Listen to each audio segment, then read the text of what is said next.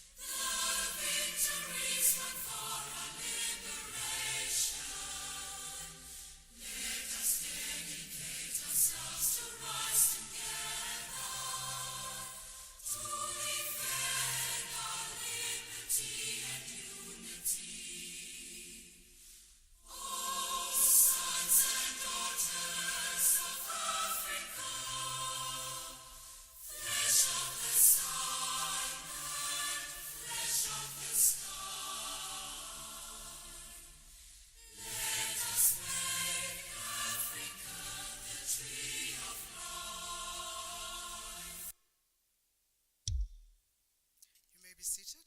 Thank you.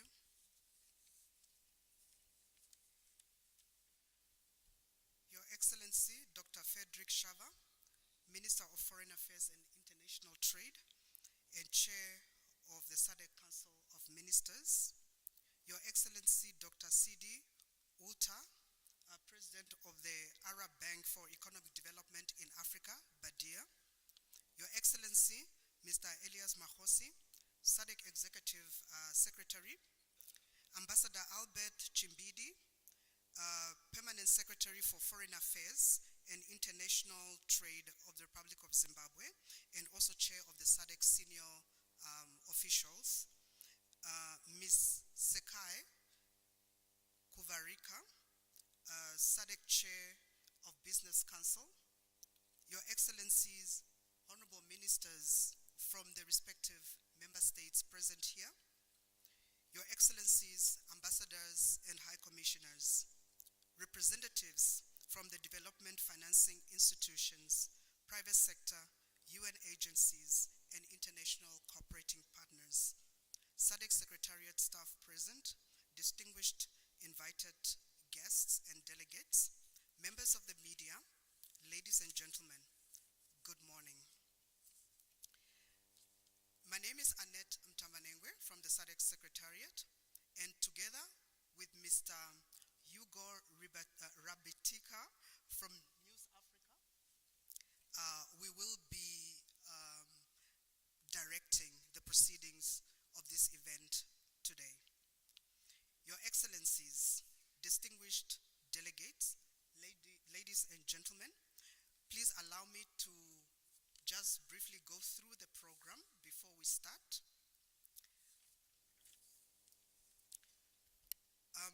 We are going to start with welcoming remarks by His Excellency, Mr. Elias Mahosi, the SADC Executive Secretary, followed by remarks by BADEA, which will be delivered by Dr. Sidi Ulta, President of BADEA. We will then have the key opening remarks by the SADC Chair, Honorable Ambassador Dr. Shava. And after that, we will be witnessing the ceremonial signing of the Memorandum of Understanding between SADC and BADEA. We will then go for a photo session, which will happen just outside of this room. And I will then indicate who are the people that are supposed to be part of this photo session. Then we'll break for tea. And after tea, we'll dismantle the high table. And then the high table will move down. And then we will then have the panel discussion set up on the stage. And then we'll continue with our presentations as follow. We'll start with the presentation of SADC priorities, which will be presented by the respective directors from the SADC Secretariat. We will then have a presentation on the establishment of SADC Regional Development Fund, and then we will have a project preparation development, and we will have another presentation called Scaling Up Capacity, Partnership and Investments to Accelerate Climate Smart Food Systems and Transformation in Southern Africa. We will then have a presentation by BADEA on development priorities, financing products and development financing.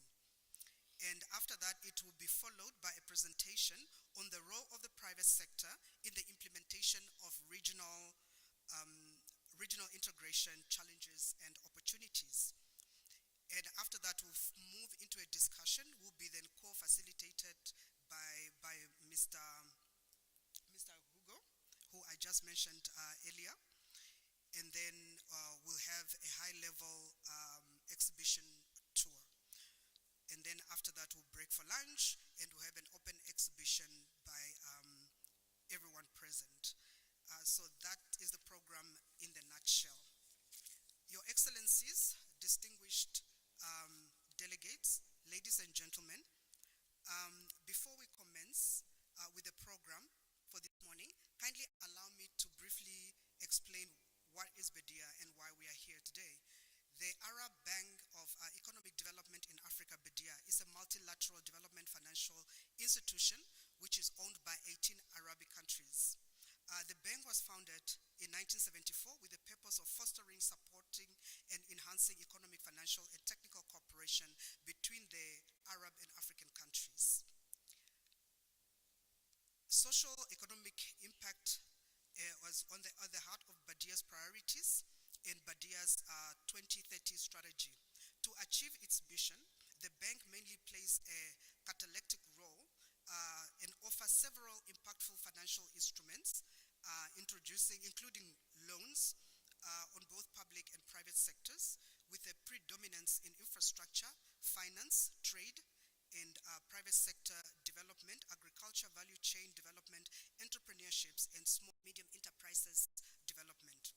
The SADC BADEA Investment Forum is therefore convened as part of the implementing of the Memorandum of Understanding between SADC and BADEA, and complements the Secretariat's efforts to strengthen cooperation and mobilize resources for regional integration. This forum has brought together governments, the private sector, development of financing institutions to deliberate on issues of common interest and establish solutions towards sustainable financing, regional integration, sustainable development, and poverty eradication in the region. Having said that, I would now like to call upon His Excellency, Mr. Elias Mahosi, the SADC Executive Secretary, to deliver his remarks. Your Excellency.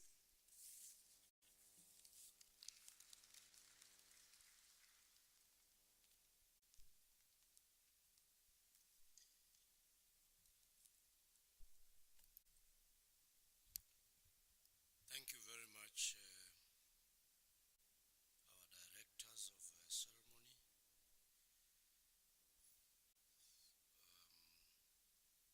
A very good morning to everyone else. Good morning. It's a very subdued morning, I can. Your Excellency, Honorable Dr. Frederick Shava, the Minister of Foreign Affairs and International Trade of the Republic of Zimbabwe, and the Chairperson of the SADC Council of Ministers, Your Excellency Dr. Sid Ould President of the Arab Bank for Economic Development in Africa, BADEA for short, Honorable Ministers from the SADC region, Deputy Ministers, Ambassador Albert Chimbindi, Permanent Secretary in the Ministry of Foreign Affairs and International Trade of this Republic, and the Chairperson of the SADC Standing Committee of Senior Officials, Your Excellencies, Ambassadors and High Commissioners in our midst, representatives from development finance institutions, the private sector, the UN agencies, and our international cooperating partners, colleagues and officials from both BADEA, the Secretariat, and the government of Zimbabwe, distinguished guests, ladies and gentlemen, media, once more a very good morning to you. It is my pleasure to welcome you all to this historic investment forum, co-hosted by the Secretariat of the Southern African Development Community, SADC, and the Arab Bank for Economic Development in Africa. I thank you for honoring our invitation to this important forum to the SADC region, one that offers a unique opportunity to combine our efforts to promote and attract investors and mobilize resources for SADC programs. This we are doing in our quest for deeper regional integration and sustainable development. At the outset, allow me to thank the Chairperson of the SADC Council of Ministers, Honorable Dr. Frederick Shava, for creating this invaluable space in his hectic ministerial program to officiate this morning. It has been a busy couple of days for him. Yesterday was the busiest of them all. Our gratitude also goes to our esteemed partner, the Arab Bank for Economic Development in Africa, BADEA,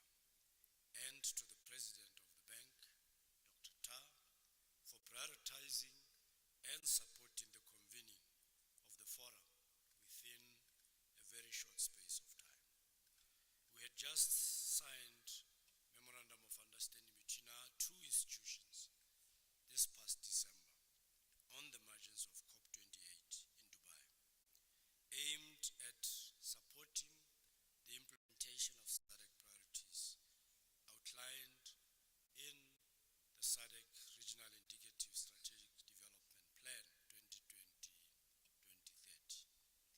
It was at this engagement where we put our thoughts together to explore the convening of an investment forum, primarily to showcase our products, bring together governments, private sector, and development financial institutions to deliberate on the common interests and establish critical solutions towards sustainable financing, regional integration, sustainable development, and ultimately poverty reduction.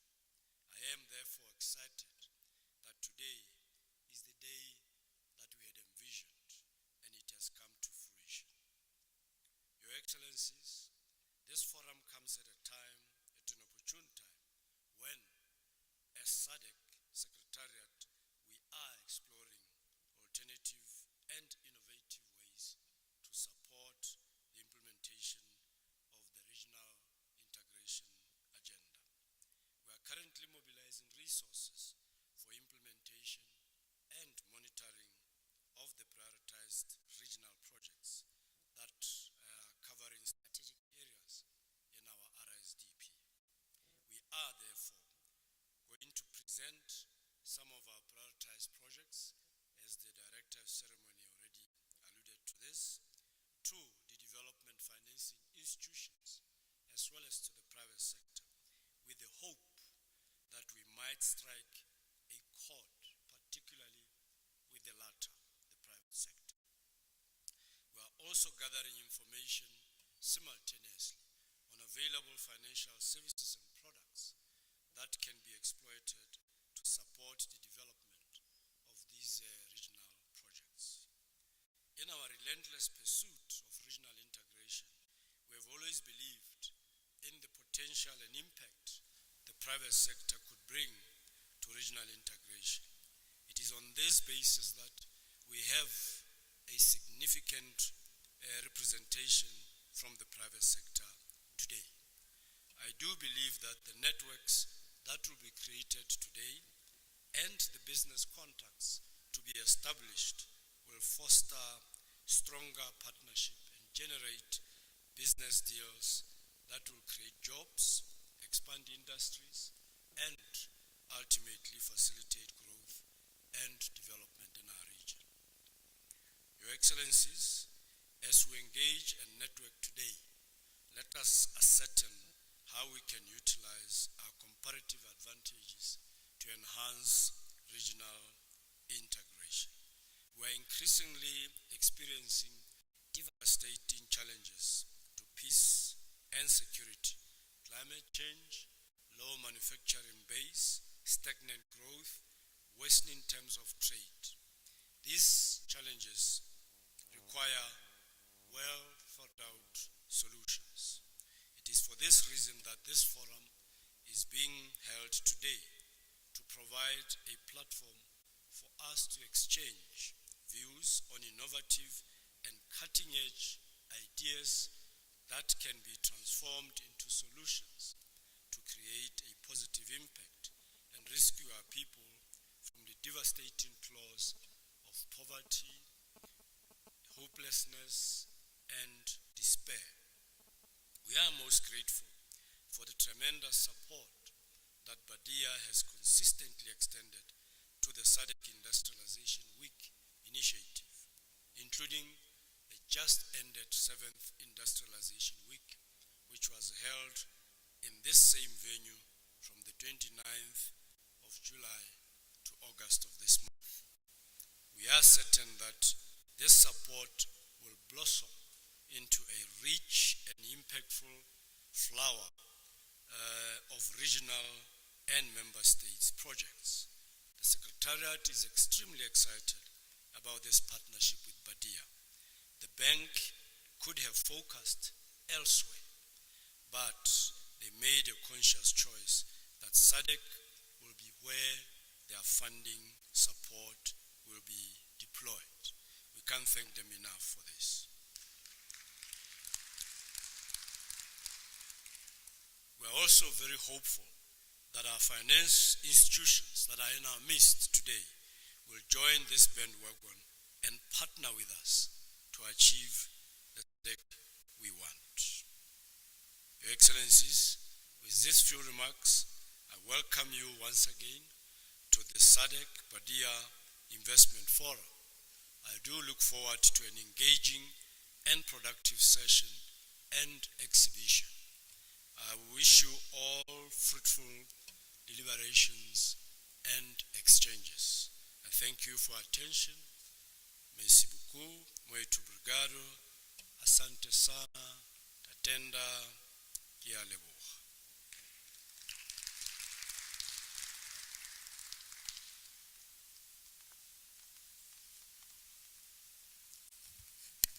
Thank you, Your Excellency, for the statement. Before I move to the next speaker on our program, I would like to just retaliate as to that we do have interpretation services available, and the following are the channels for the respective languages. We have channel 1, which is for Kiswahili, channel 2, French, channel 3, Portuguese, and channel 4, English. That having been said, I would now like to invite His Excellency Dr. Sidi Ulta, President of the Arab Bank for Economic Development in Africa, BADEA, to please deliver his statement. Your Excellency.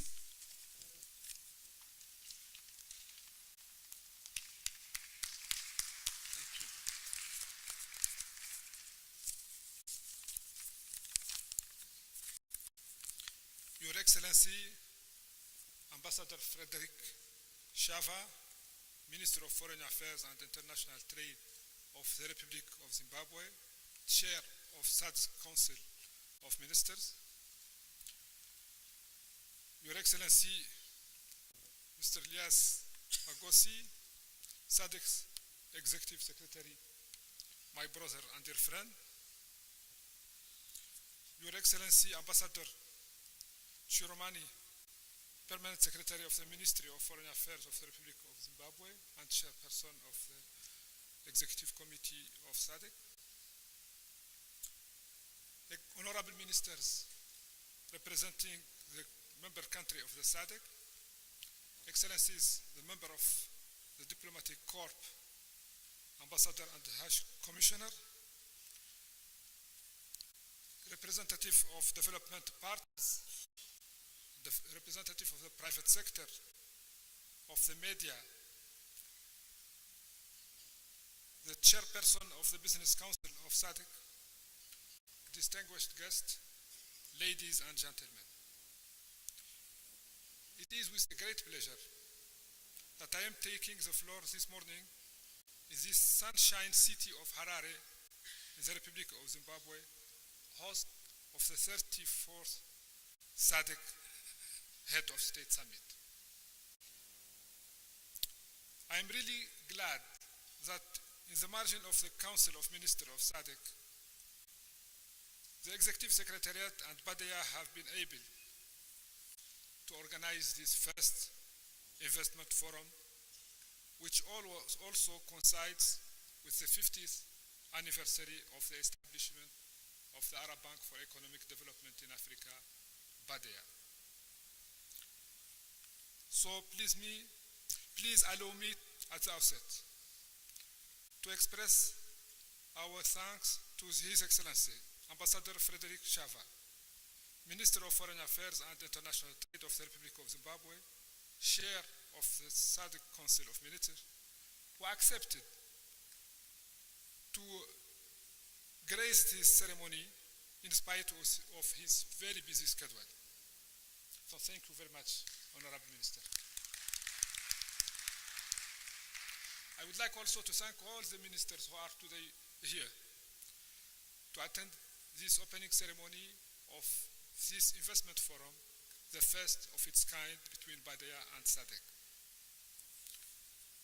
I would like to request from His Excellency Ambassador Frederick Shava, Minister of Foreign Affairs and International Trade of the Republic of Zimbabwe, to extend our gratitude to His Excellency Emerson Mnangagwa, the President of the Republic of Zimbabwe, and through His Excellency to the government and people of Zimbabwe for the hospitality, facilities and courtesies extended to me and my delegation since our arrival to Harare.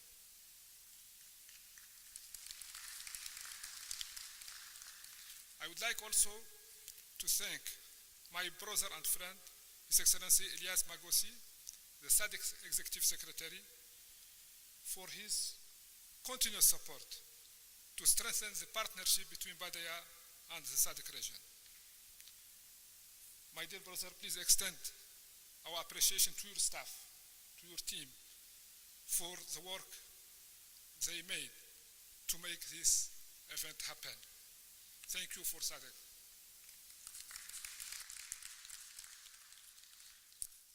Honorable ministers, excellencies, ambassadors, distinguished guests, ladies and gentlemen. BADEA has resolved to contribute to Africa's economic and social development in general, and to SADC in occurrence, has been unwavering. BADEA, along with its sister institution from the Arab Coordination Group, have committed over the past 50 years an amount of 8 billion to support SADC member states in areas such as transport, telecommunication, energy, and infrastructure. Nevertheless, we do believe that the potential is much higher than the figure I just mentioned. Our cooperation with the region, which goes back to 1974 at the inception of BADEA, can do more and better for the benefit of the population of the SADC region. While we are proud of projects we have been able to do together in rural development, water supply, electricity generation and transmission, education, health, and research and development, we still do believe that the potential is much higher than what we have done so far. And this is the sense of this event, the investment forum, SADEA BADEA, BADEA SADC. The aim of this forum is to explore the potential of development and investment in this region. As you know, our shareholders, the shareholders of the Arab Bank for Economic Development, has sovereign fund with a wealth that more than $1 trillion to be invested worldwide. Unfortunately, the share of the SADC region so far is a tiny share. We want to reverse that. We want the SADC region to receive more investment and to develop more projects in partnership with the Arab Coordination Group. BADEA has developed a strategy called BADEA 2030, which is very much aligned with the Agenda 2063 of the African Union, the Africa we want, but also with the SDGs, the Global Agenda 2030 of the United Nations, and aligned with the Development National Plan of the SADC member countries. This strategy is centered around four main pillars: infrastructure for investment and inclusivity, industrialization and innovation, agricultural value chain development, SMEs and entrepreneurship development with a special focus on women empowerment and youth employment, and trade and private finance to support the Africa Continental Free Trade Agreement. As a cross-cutting pillar of the strategy, capacity development is framed as an enabler for the fourth pillar. Excellencies, ladies and gentlemen, a couple of years ago, BADEA has made remarkable changes. Thanks to the unwavering support of its shareholders, moving from an unrated development bank to the second highest rated development financial institution on the continent, with AA1 by Moody's rating, AA with positive outlook by S&P, and AAA by the Japan credit rating. Furthermore, the Board of Governors of the bank in 2022 has approved a tremendous capital increase of the bank from 4.2 billion to 20 billion US dollar. And we are expecting the Board of Governors to do more for the bank in the coming years based on the result we will be achieving together. On the other hand, at the African Arab Economic Conference in Riyadh in November last year, the Arab Coordination Group pledged 50 billion for sustainable development financing in Africa by 2030, with a focus on resilient infrastructure and inclusive societies. BADEA has been designated to oversee the implementation of such historic pledge.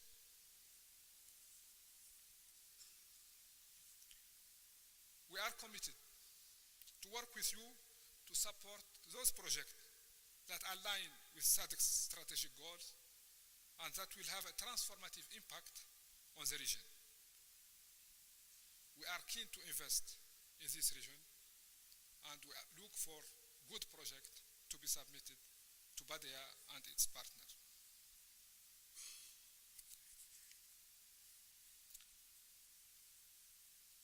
Recently,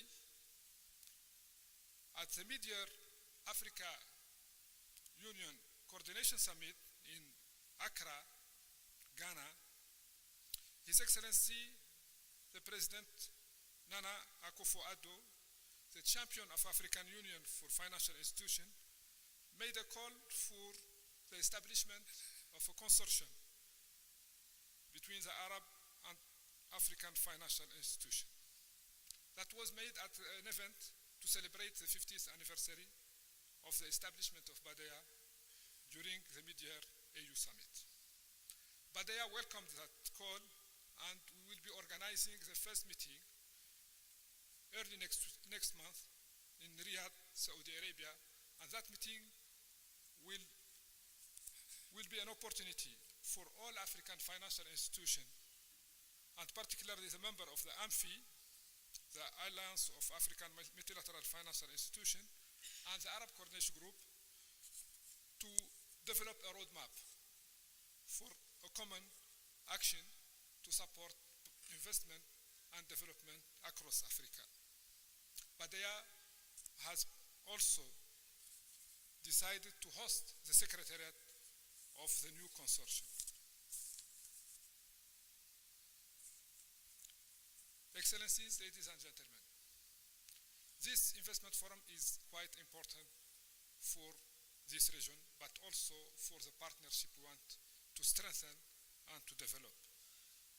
So we look forward to your deliberation, to the project you will submit, to your interest, to your priorities, and I can confirm here the commitment of the Arab Coordination Group and BADEA to support your project and to do whatever can be done to make them happen in the benefit of the population of the SADC region.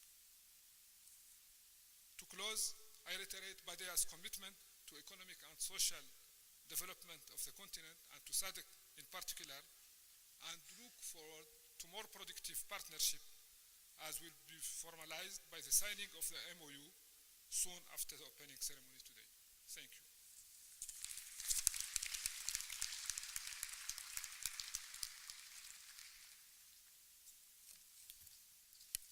Thank you, Your Excellency, for the statement.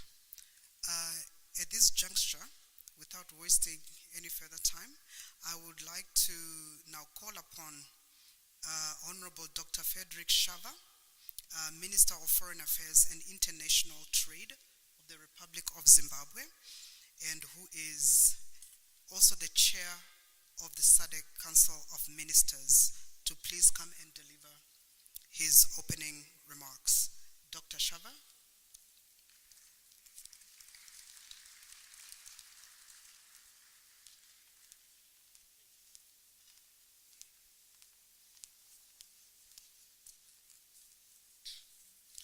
Thank you very much, Director of Ceremonies.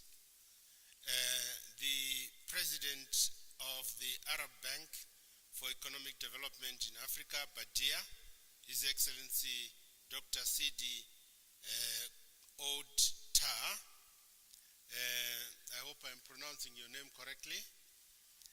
The Executive Secretary of the Southern African Development Community, His Excellency Elias Mahosi,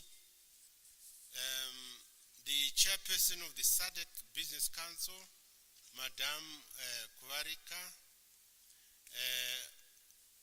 Honorable Ministers here present, senior government officials. Allow me to also recognize in our midst the Secretary for External Relations of the ruling party, Comrade Mumbengegwi, in the corner there, and also the chair of the Elders Council, Dr. Sekeramai. Senior government officials, Your Excellencies, members of the Diplomatic Corps, representatives from the development financing institutions, UN agencies, and international cooperating partners, captains of industry and commerce, SADC Secretariat staff, distinguished delegates, members of the Fourth Estate, ladies and gentlemen. And I want to wish you a very good morning. I welcome you all to Zimbabwe, a world of wonders and limitless possibilities. It is my sincere hope that you traveled well from your various stations and have settled well in Harare. We will do our best to ensure that your brief stay in the Sunshine City is both enjoyable and memorable. I'm honored to be with you today at this auspicious event, the Southern African Development Community, SADC, and the Arab Bank for Economic Development in Africa, BADEA, Investment Forum. I am aware that this event is a result of serious endeavors to bring into focus and promote the SADC region as a never-to-miss investment destination in the world. It is important to note that this event is coming after a successful 7th SADC Industrialization Week, which was held under the theme, and I quote this theme because I think it's very important, promoting innovation to unlock opportunities for sustainable economic growth and development towards an industrialized SADC, unquote. This ties in very well with the aspirations of SADC and prioritizing economic growth and industrialization, thus promoting investment. And at this particular juncture, I want to recognize our esteemed partner, BADEA, who are a vital cog in achieving this specific goal. As already highlighted, by the Executive Secretary, SADC is delighted with this opportunity to strengthen and deepen our cooperation towards supporting the implementation of the Regional Integration Program. Ladies and gentlemen, this milestone of our historic Memorandum of Understanding is indeed instrumental in transforming our cooperation and indeed our partnership. I also seize this opportunity to acknowledge BADEA's 50th anniversary. Well done, BADEA.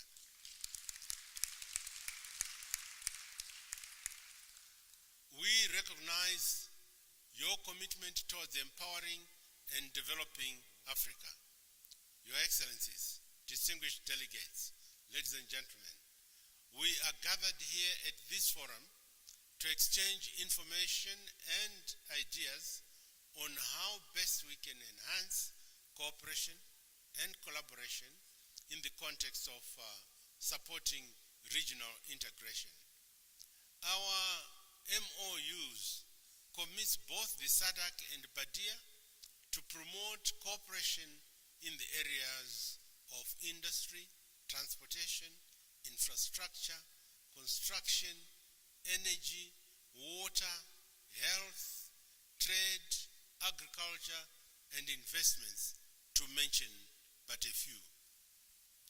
These are key developmental issues in the SADC development agenda, and we want to pay specific attention to them.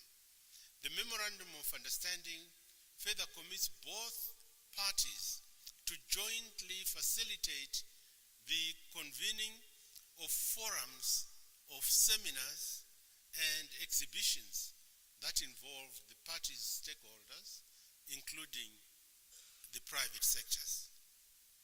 This is the basis for this prestigious SADC/BADEA investment forum that we are holding this morning here in Harare.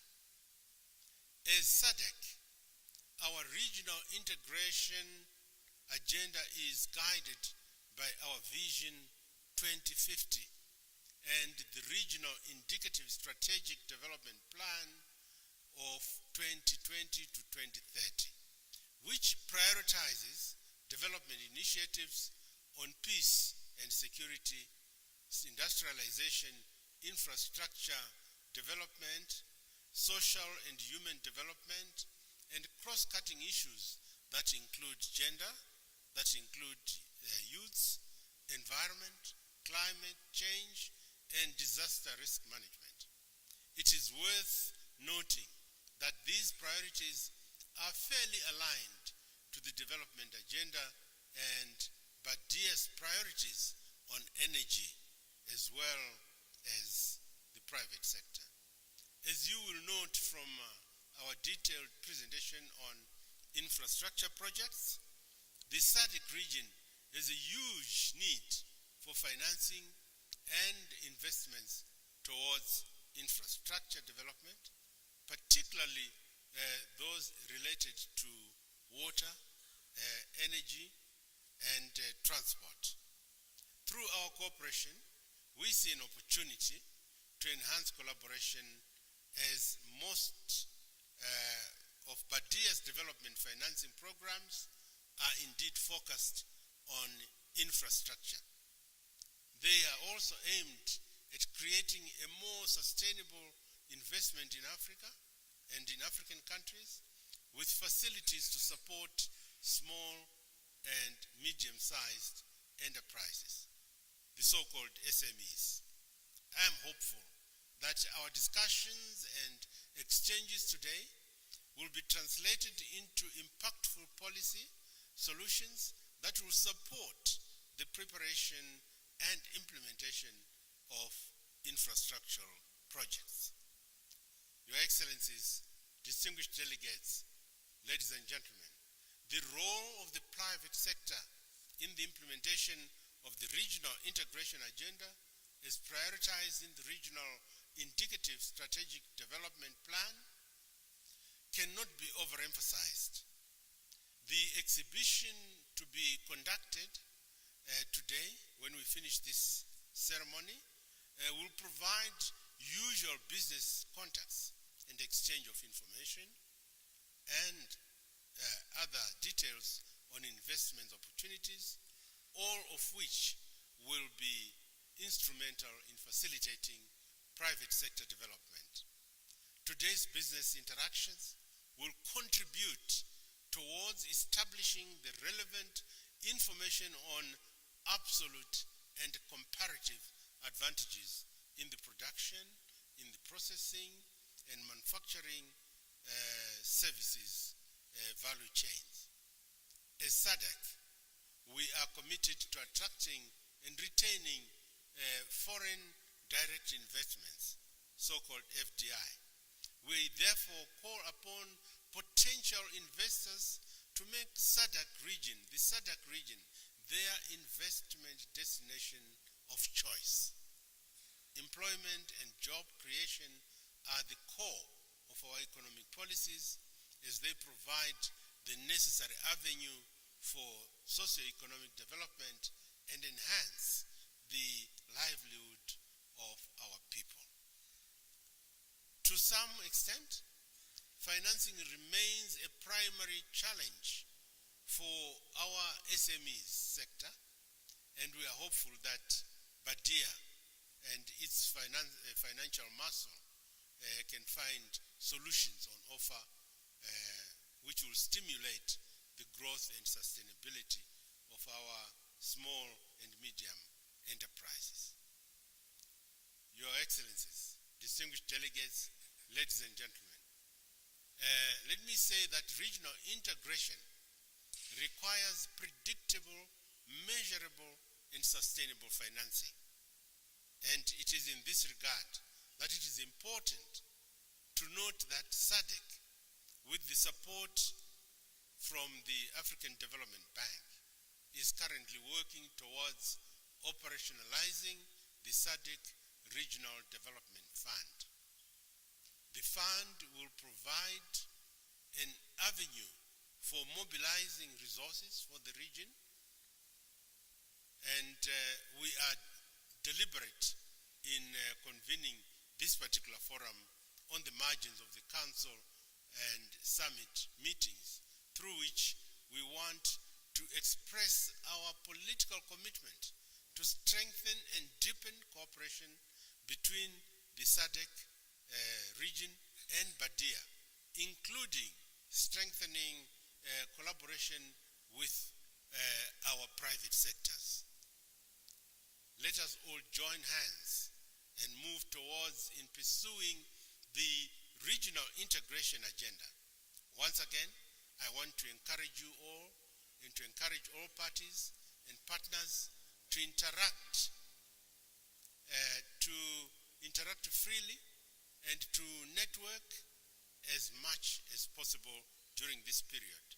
Today's deliberations mark the beginning of yet another exciting chapter and collaboration that we aim to sustain over the next 50 years. Together, SADC and BADEA can do it. With these remarks, I wish to declare this SADC BADEA Investment Forum officially open. I want to thank you.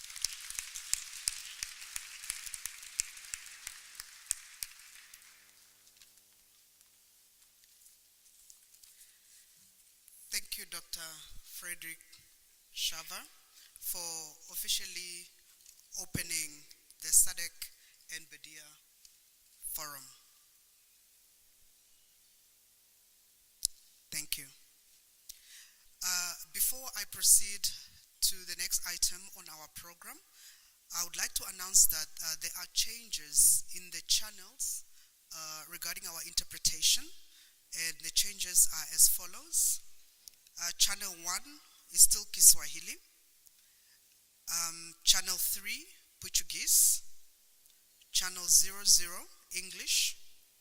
And Channel 4 is French. Having said that, the next item on our program is a signing of the Memorandum of Understanding between the SADC Secretariat and BADEA. The MOU will be signed by His Excellency Mr. Elias Makhosi, SADC Executive Secretary, and His Excellency Dr. CD Ulta, who is the President of BADEA, on behalf of the respective organizations.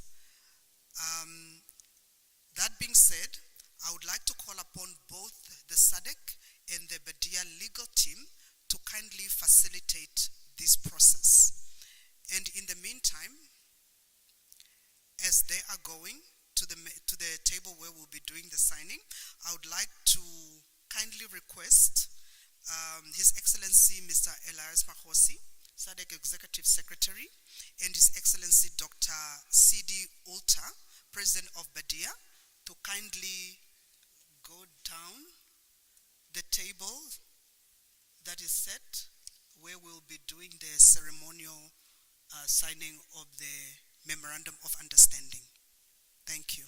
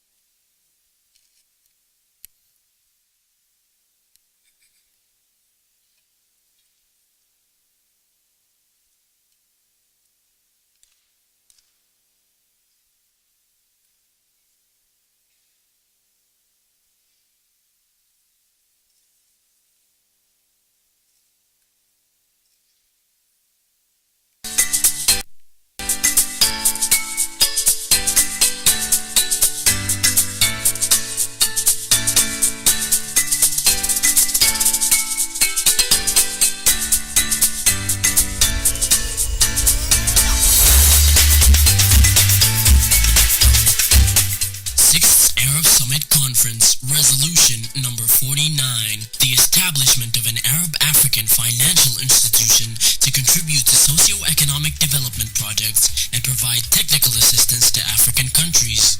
To implement the resolution, 18 Arab countries signed on the 18th of February 1974 the establishment agreement of the Arab Bank for Economic Development in Africa, BADEA. 50 years passed since BADEA launched its operations from the heart of Africa, Khartoum, Sudan, to support 44 African countries. BADEA's capital increased over the years from 231 million when established to 20 billion US dollars. BADEA commitments today reach 13 billion US dollars, funding Africa's public sector, private sector, trade finance, and technical assistance grants. Guided by SDGs and Agenda 2063 of the African Union, BADEA's 2030 strategy vision is to be a platform for Arab-African economic cooperation for development. Our mission is to enhance Arab-African economic cooperation through financial assistance, investment, and technical support. For 50 years, the largest share of BADEA's funding has supported human-centered infrastructure development. BADEA has invested in roads, airports, railways, water and sanitation, energy, education, health, and social housing sectors, all aiming to improve quality of life.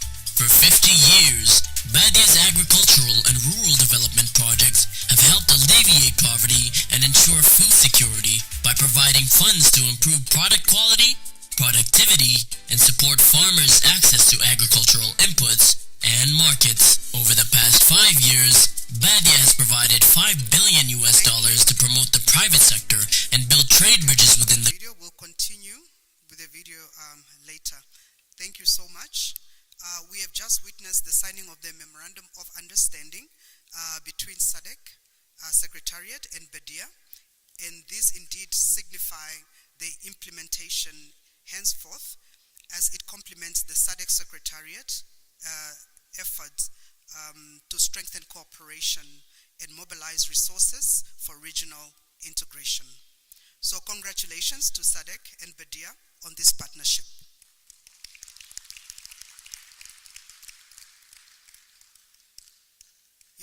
Excellencies, distinguished delegates, ladies and gentlemen, next on our program is our official photo session, which will take place just outside of this room.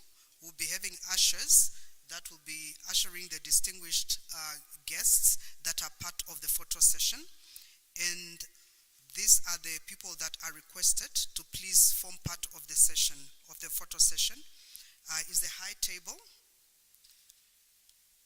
Then we have the head of delegations from the respective member states. Then we have one representative from the international cooperative partners, and of course the SADC deputy executive secretaries. Like I mentioned, the ushers will assist to please usher all the distinguished delegates and invited guests that are part of the photo session to please be ushered on the way where we'll be taking the photos. After the photo session, we will then have a tea break. And while taking the tea break, we will dismantle the high table, whereby I would request Your Excellencies that are seated on the high table to kindly move to the table that is reserved there in the middle, as we will have now a setup of a panel discussions on stage. So, having said that, can we please rise for the departing of the high-level table as they proceed to the photo session this way.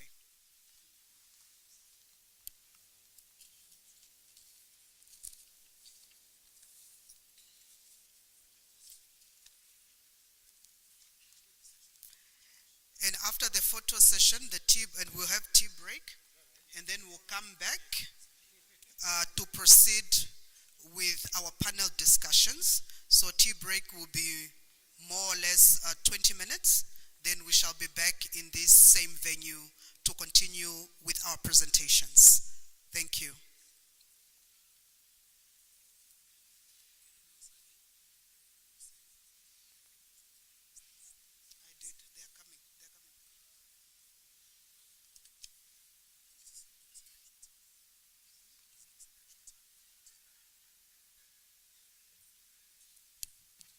The time now is 10:45.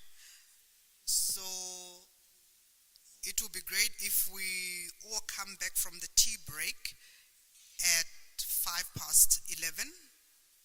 Please let us be back in the venue so that we continue with our presentations. Thank you.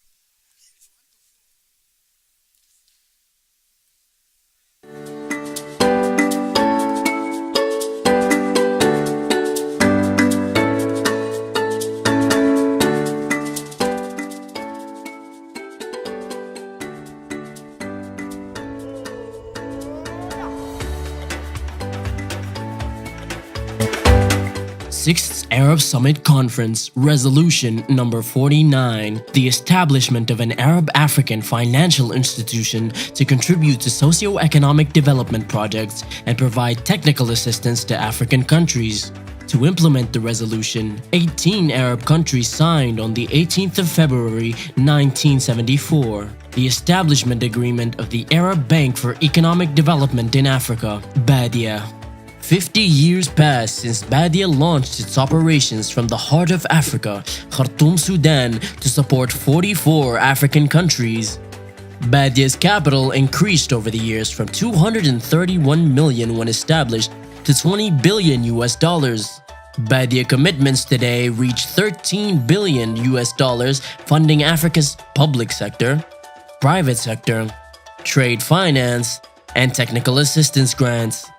Guided by SDGs and Agenda 2063 of the African Union, BADEA's 2030 strategy vision is to be a platform for Arab-African economic cooperation for development.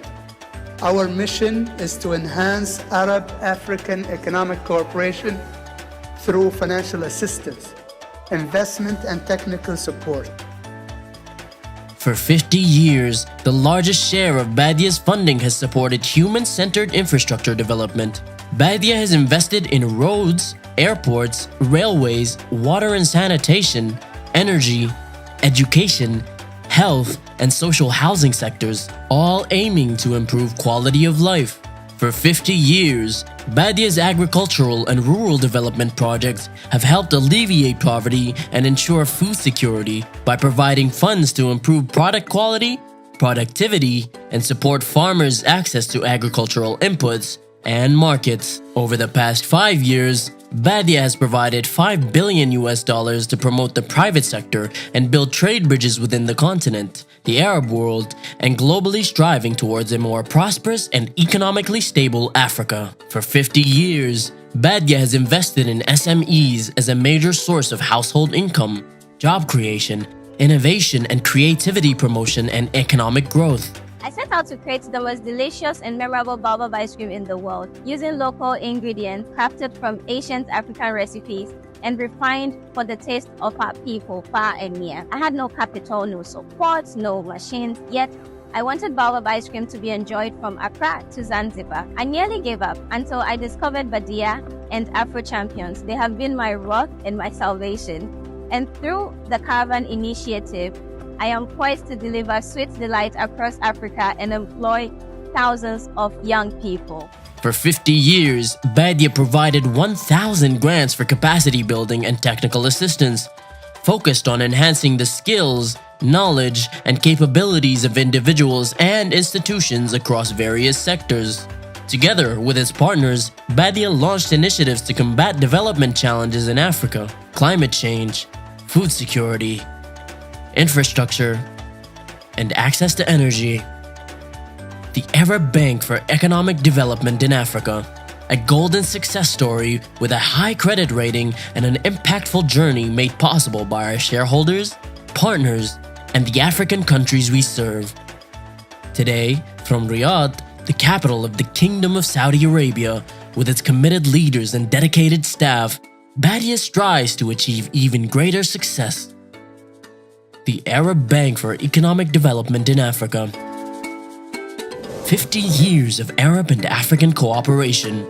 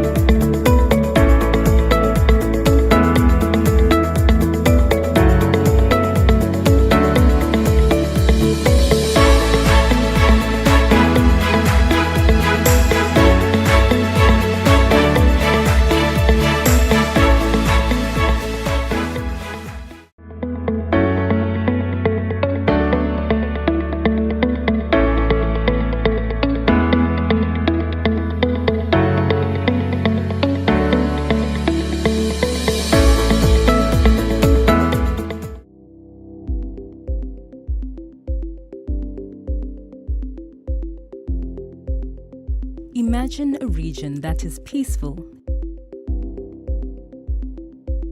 inclusive, competitive, middle to high income, and industrialized.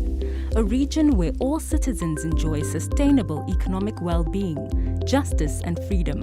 A region where countries cooperate and have harmonized laws and procedures to foster regional cooperation, integration, and socio-economic development. This is what the Southern African Development Community (SADC) envisions the region to be by 2050. For this reason, The Southern African Development Community has developed two comprehensive strategic documents, the Regional Indicative Strategic Development Plan, RISDP 2020-2030, and the SADC Vision 2050.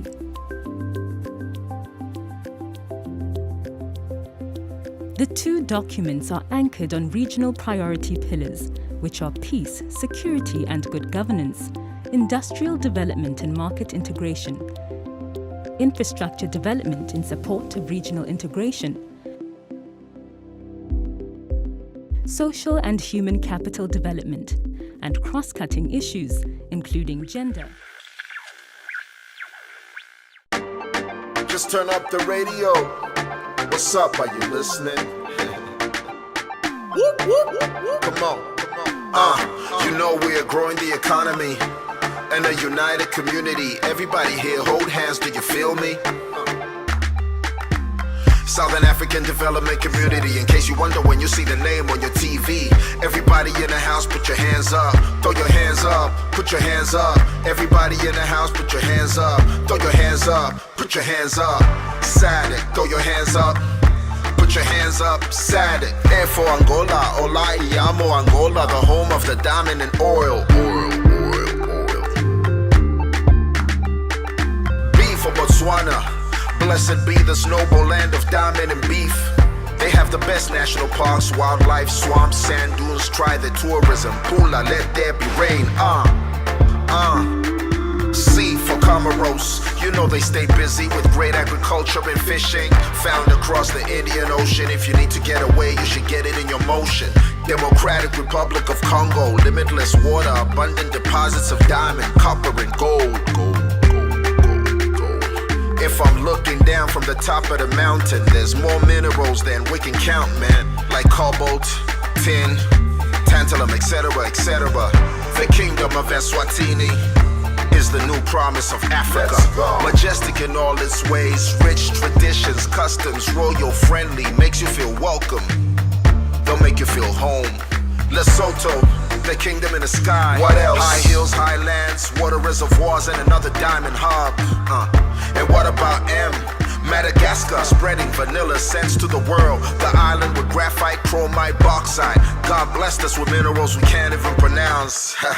Malawi, I wanna visit the warm heart of Africa. Landlocked with beautiful people with good tasty fish called chambo. I wanna escape there, they make me feel home. You know we are growing the economy and a united community. Everybody here, hold hands, do you feel me? Southern African Development Community. In case you wonder when you see the name on your TV, everybody in the house, put your hands up. Throw your hands up, put your hands up. Everybody in the house, put your hands up. Throw your hands up, put your hands up. SADC, throw your hands up. Put your hands up, SADC. Let's not forget about Mauritius. The name is synonymous to tourism like no other. Hello to Dodo, I want it on my t-shirt. Boasting to some of the world's unique and endangered species. Mozambique, Aluta, Continua. Great coastline with rich fish and grounds and fresh seafood. Producers of gas, electricity, water and coal. Coal.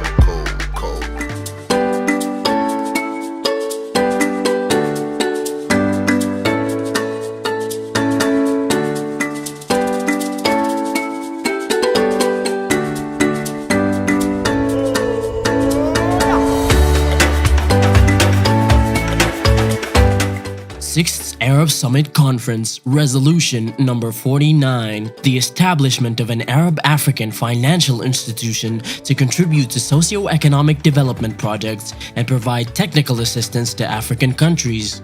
To implement the resolution, 18 Arab countries signed on the 18th of February 1974 the establishment agreement of the Arab Bank for Economic Development in Africa, BADEA.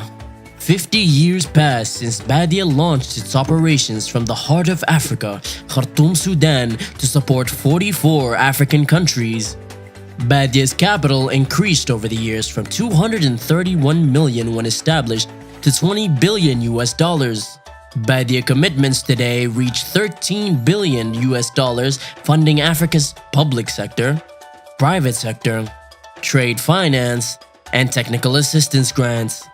Guided by SDGs and Agenda 2063 of the African Union, BADEA's 2030 strategy vision is to be a platform for Arab-African economic cooperation for development. Our mission is to enhance Arab-African economic cooperation through financial assistance, investment and technical support. For 50 years, the largest share of BADEA's funding has supported human-centered infrastructure development. BADEA has invested in roads, airports, railways, water and sanitation, energy, education, health, and social housing sectors, all aiming to improve quality of life. For 50 years, BADEA's agricultural and rural development projects have helped alleviate poverty and ensure food security by providing funds to improve product quality, productivity, and support farmers' access to agricultural inputs and markets. Over the past 5 years, BADEA has provided $5 billion to promote the private sector and build trade bridges within the continent, the Arab world, and globally striving towards a more prosperous and economically stable Africa. For 50 years, BADEA has invested in SMEs as a major source of household income, job creation, innovation and creativity promotion, and economic growth. I set out to create the most delicious and memorable baobab ice cream in the world, using local ingredients crafted from ancient African recipes and refined for the taste of our people far and near. I had no capital, no support, no machines, yet I wanted baobab ice cream to be enjoyed from Accra to Zanzibar. I nearly gave up until I discovered BADEA and Afro Champions. They have been my rock and my salvation. And through the Caravan Initiative, I am poised to deliver sweet delight across Africa and employ thousands of young people. For 50 years, BADEA provided 1,000 grants for capacity building and technical assistance, focused on enhancing the skills, knowledge, and capabilities of individuals and institutions across various sectors. Together with its partners, BADEA launched initiatives to combat development challenges in Africa: climate change, food security, infrastructure, and access to energy. The Arab Bank for Economic Development in Africa, a golden success story with a high credit rating and an impactful journey made possible by our shareholders, partners, and the African countries we serve.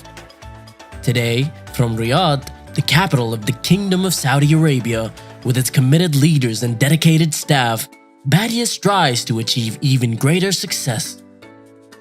The Arab Bank for Economic Development in Africa. 50 years of Arab and African cooperation.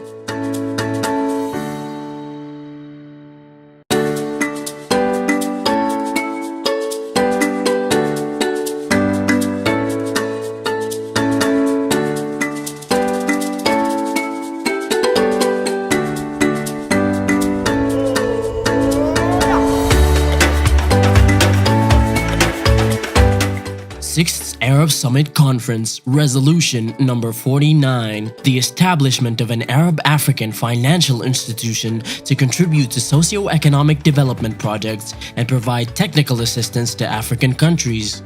To implement the resolution, 18 Arab countries signed on the 18th of February 1974 the establishment agreement of the Arab Bank for Economic Development in Africa, BADEA.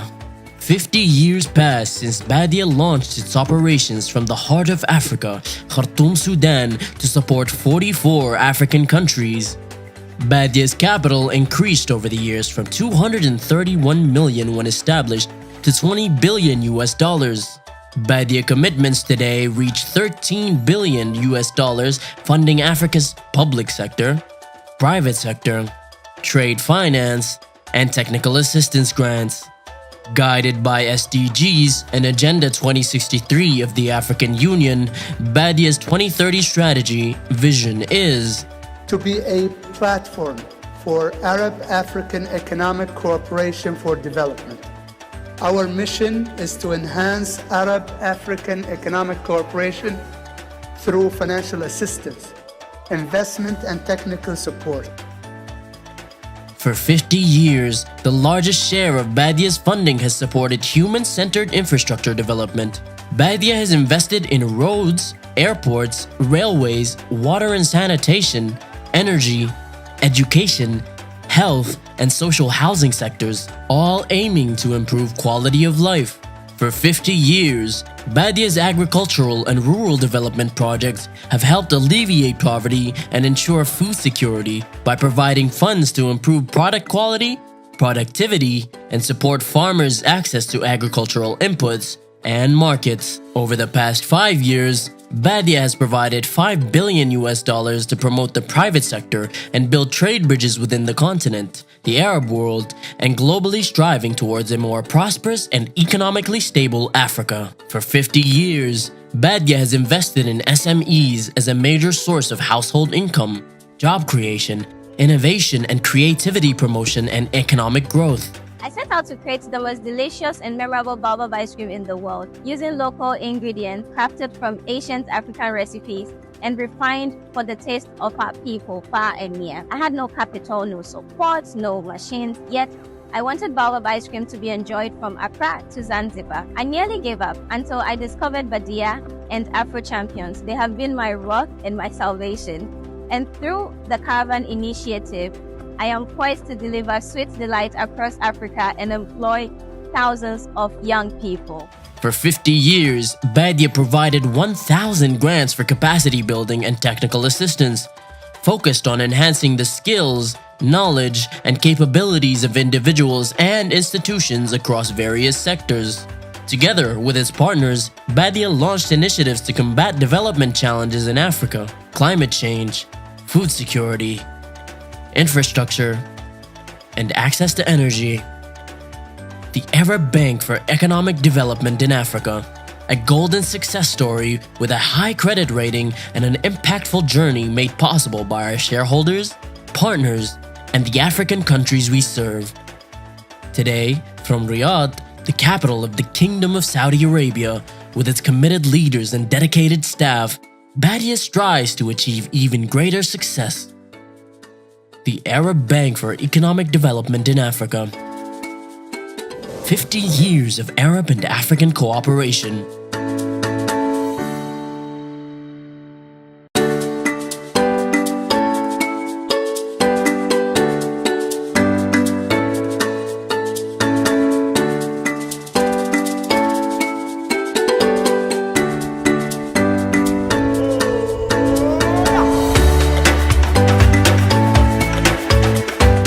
Sixth Arab Summit Conference, Resolution Number 49, the establishment of an Arab-African financial institution to contribute to socio-economic development projects and provide technical assistance to African countries. To implement the resolution, 18 Arab countries signed on the 18th of February 1974 the establishment agreement of the Arab Bank for Economic Development in Africa, BADEA. 50 years passed since BADEA launched its operations from the heart of Africa, Khartoum, Sudan, to support 44 African countries. BADEA's capital increased over the years from 231 million when established to 20 billion US dollars. BADEA commitments today reach 13 billion US dollars, funding Africa's public sector, private sector, trade finance, and technical assistance grants. Guided by SDGs and Agenda 2063 of the African Union, BADEA's 2030 strategy vision is to be a platform for Arab-African economic cooperation for development. Our mission is to enhance Arab-African economic cooperation through financial assistance, investment, and technical support. For 50 years, the largest share of BADEA's funding has supported human-centered infrastructure development. BADEA has invested in roads, airports, railways, water and sanitation, energy, education, health, and social housing sectors, all aiming to improve quality of life. For 50 years, BADEA's agricultural and rural development projects have helped alleviate poverty and ensure food security by providing funds to improve product quality, productivity, and support farmers' access to agricultural inputs and markets. Over the past 5 years, BADEA has provided $5 billion to promote the private sector and build trade bridges within the continent, the Arab world, and globally striving towards a more prosperous and economically stable Africa. For 50 years, BADEA has invested in SMEs as a major source of household income, job creation, innovation and creativity promotion, and economic growth. I set out to create the most delicious and memorable baobab ice cream in the world, using local ingredients crafted from ancient African recipes and refined for the taste of our people far and near. I had no capital, no support, no machines, yet I wanted baobab ice cream to be enjoyed from Accra to Zanzibar. I nearly gave up until I discovered BADEA and Afro Champions. They have been my rock and my salvation. And through the Caravan Initiative, I am poised to deliver sweet delight across Africa and employ thousands of young people. For 50 years, BADEA provided 1,000 grants for capacity building and technical assistance, focused on enhancing the skills, knowledge, and capabilities of individuals and institutions across various sectors. Together with its partners, BADEA launched initiatives to combat development challenges in Africa: climate change, food security, infrastructure, and access to energy. The Arab Bank for Economic Development in Africa, a golden success story with a high credit rating and an impactful journey made possible by our shareholders, partners, and the African countries we serve. Today, from Riyadh, the capital of the Kingdom of Saudi Arabia, with its committed leaders and dedicated staff, BADEA strives to achieve even greater success. The Arab Bank for Economic Development in Africa. 50 years of Arab and African cooperation. Namibia, the land of the brave.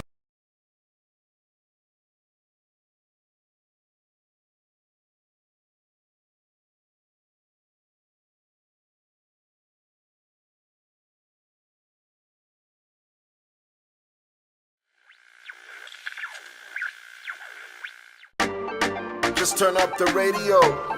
What's up? Are you listening? Come on.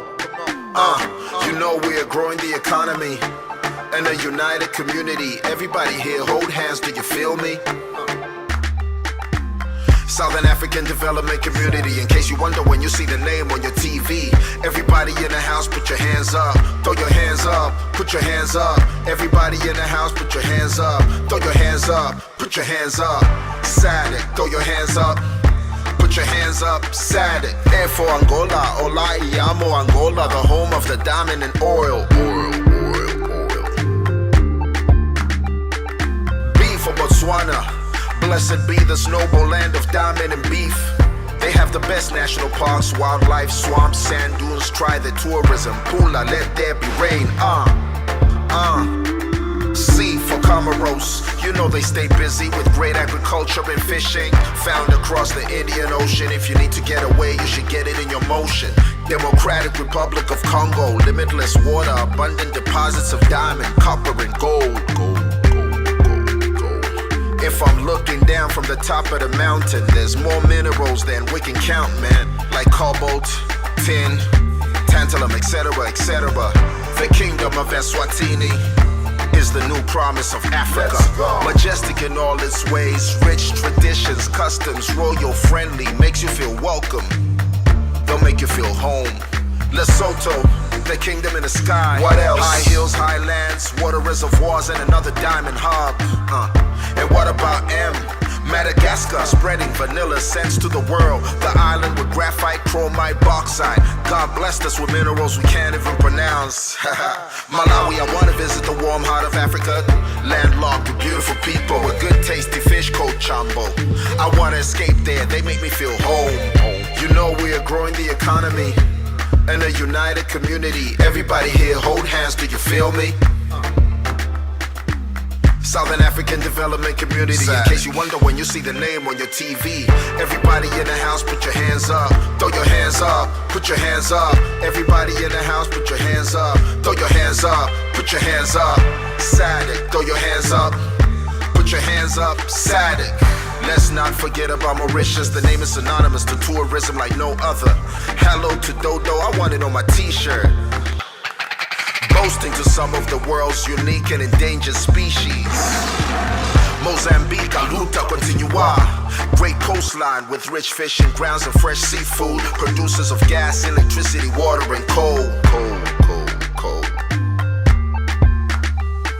Namibia, the land of the brave, the home of diamond, copper, and gold. The greatest sites with the highest dunes and widest shores the world has ever seen. Have you ever been to Seychelles?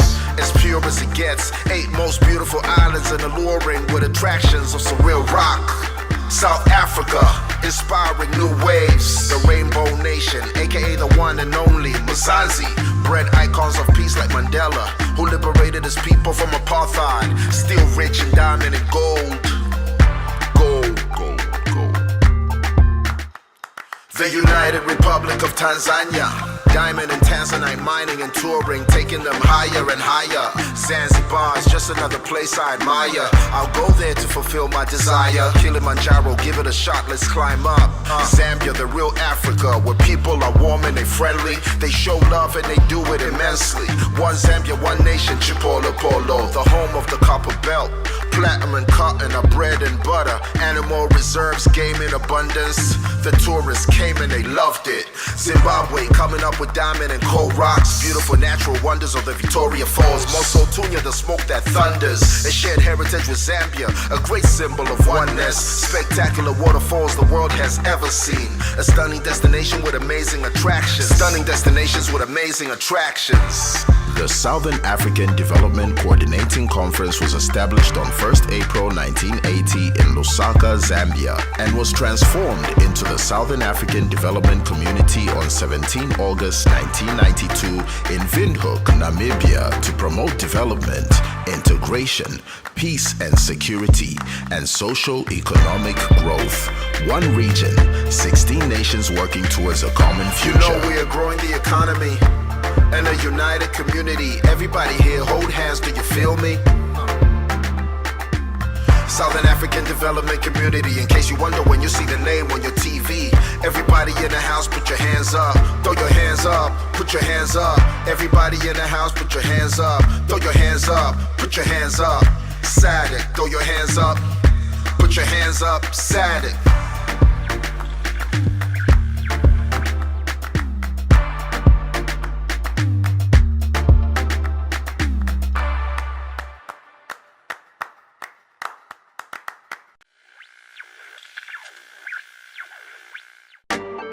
Just turn up the radio. What's up? Are you listening? Come on. You know we are growing the economy and a united community. Everybody here, hold hands. Do you feel me? Southern African Development Community. In case you wonder when you see the name on your TV. Everybody in the house, put your hands up. Throw your hands up, put your hands up. Everybody in the house, put your hands up. Throw your hands up, put your hands up. SADC, throw your hands up. Put your hands up, SADC. A for Angola, Ola Iamo Angola, the home of the diamond and oil. B for Botswana. Blessed be this noble land of diamond and beef. They have the best national parks, wildlife, swamps, sand dunes. Try the tourism. Pula, let there be rain. C for Comoros. You know they stay busy with great agriculture and fishing. Found across the Indian Ocean. If you need to get away, you should get it in your motion. Democratic Republic of Congo. Limitless water, abundant deposits of diamond, copper, and gold. If I'm looking down from the top of the mountain, there's more minerals than we can count, man. Like cobalt, tin, tantalum, etc., etc. The kingdom of Eswatini is the new promise of Africa. Majestic in all its ways, rich traditions, customs, royal friendly, makes you feel welcome. They'll make you feel home. Lesotho, the kingdom in the sky. What else? High hills, highlands, water reservoirs, and another diamond hub. And what about M? Madagascar, spreading vanilla scents to the world. The island with graphite, chromite, bauxite. God blessed us with minerals we can't even pronounce. Malawi, I wanna visit the warm heart of Africa. Landlocked with beautiful people with good tasty fish called chambo. I wanna escape there, they make me feel home. You know we are growing the economy and a united community. Everybody here hold hands, do you feel me? Southern African Development Community. In case you wonder when you see the name on your TV. Everybody in the house, put your hands up. Throw your hands up, put your hands up. Everybody in the house, put your hands up. Throw your hands up, put your hands up. SADC, throw your hands up. Put your hands up, SADC. Let's not forget about Mauritius. The name is synonymous to tourism like no other. Hello to Dodo, I want it on my t-shirt.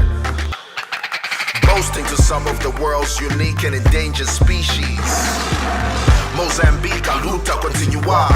Great coastline with rich fish and grounds and fresh seafood. Producers of gas, electricity, water and coal. Namibia, the land of the brave, the home of diamond, copper and gold. The greatest sites with the highest dunes and widest shores the world has ever seen. Have you ever been to Seychelles? As pure as it gets, 8 most beautiful islands and alluring with attractions of surreal rock. South Africa, inspiring new waves. The Rainbow Nation, aka the one and only Mzansi. Bred icons of peace like Mandela, who liberated his people from apartheid. Still rich in diamond and gold. The United Republic of Tanzania.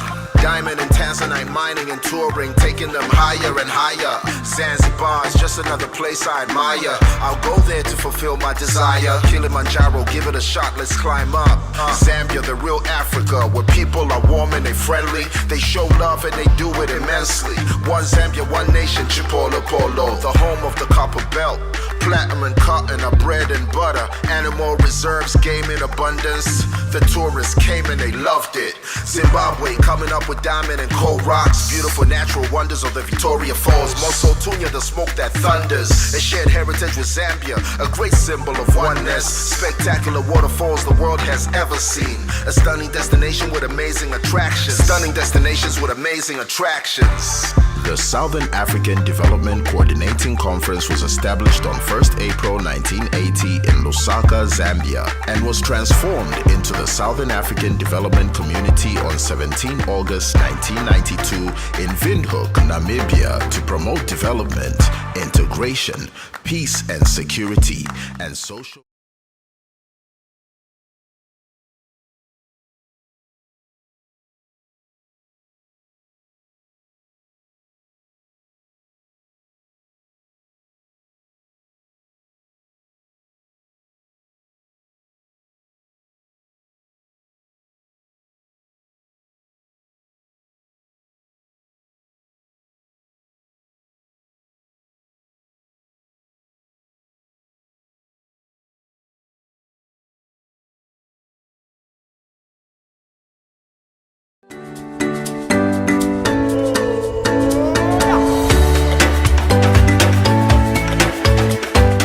Sixth Arab Summit Conference, Resolution Number 49, the establishment of an Arab-African financial institution to contribute to socio-economic development projects and provide technical assistance to African countries. To implement the resolution, 18 Arab countries signed on the 18th of February 1974 the establishment agreement of the Arab Bank for Economic Development in Africa, BADEA. 50 years passed since BADEA launched its operations from the heart of Africa, Khartoum, Sudan, to support 44 African countries. BADEA's capital increased over the years from 231 million when established to 20 billion US dollars. BADEA commitments today reach 13 billion US dollars, funding Africa's public sector, private sector, trade finance, and technical assistance grants. Guided by SDGs and Agenda 2063 of the African Union, BADEA's 2030 strategy vision is to be a platform for Arab-African economic cooperation for development. Our mission is to enhance Arab-African economic cooperation through financial assistance, investment, and technical support. For 50 years, the largest share of BADEA's funding has supported human-centered infrastructure development. BADEA has invested in roads, airports, railways, water and sanitation, energy, education, health, and social housing sectors, all aiming to improve quality of life. For 50 years, BADEA's agricultural and rural development projects have helped alleviate poverty and ensure food security by providing funds to improve product quality, productivity, and support farmers' access to agricultural inputs and markets. Over the past 5 years, BADEA has provided $5 billion to promote the private sector and build trade bridges within the continent, the Arab world, and globally striving towards a more prosperous and economically stable Africa. For 50 years, BADEA has invested in SMEs as a major source of household income, job creation, innovation and creativity promotion, and economic growth. I set out to create the most delicious and memorable baobab ice cream in the world, using local ingredients crafted from ancient African recipes and refined for the taste of our people far and near. I had no capital, no support, no machines, yet I wanted baobab ice cream to be enjoyed from Accra to Zanzibar. I nearly gave up until I discovered BADEA and Afro Champions. They have been my rock and my salvation. And through the Caravan Initiative, I am poised to deliver sweet delight across Africa and employ thousands of young people. For 50 years, BADEA provided 1,000 grants for capacity building and technical assistance, focused on enhancing the skills, knowledge, and capabilities of individuals and institutions across various sectors. Together with its partners, BADEA launched initiatives to combat development challenges in Africa: climate change, food security, infrastructure, and access to energy. The Arab Bank for Economic Development in Africa, a golden success story with a high credit rating and an impactful journey made possible by our shareholders, partners, and the African countries we serve. Today, from Riyadh, the capital of the Kingdom of Saudi Arabia, with its committed leaders and dedicated staff, BADEA strives to achieve even greater success. The Arab Bank for Economic Development in Africa. 50 years of Arab and African cooperation.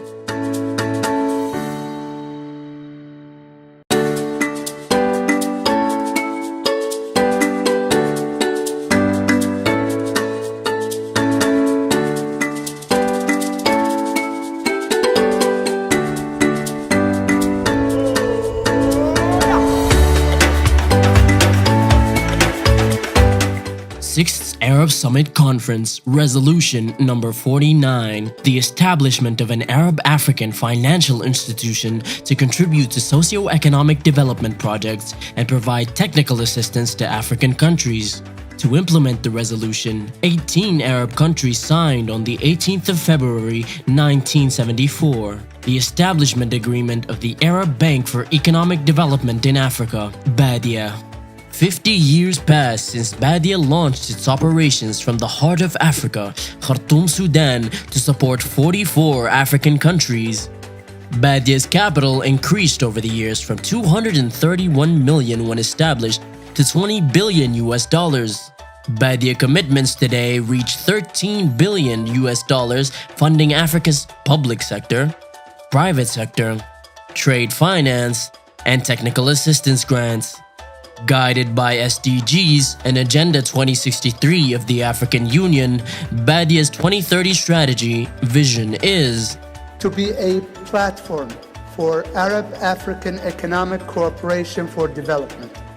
Our mission is to enhance Arab-African economic cooperation through financial assistance, investment, and technical support. For 50 years, the largest share of BADEA's funding has supported human-centered infrastructure development.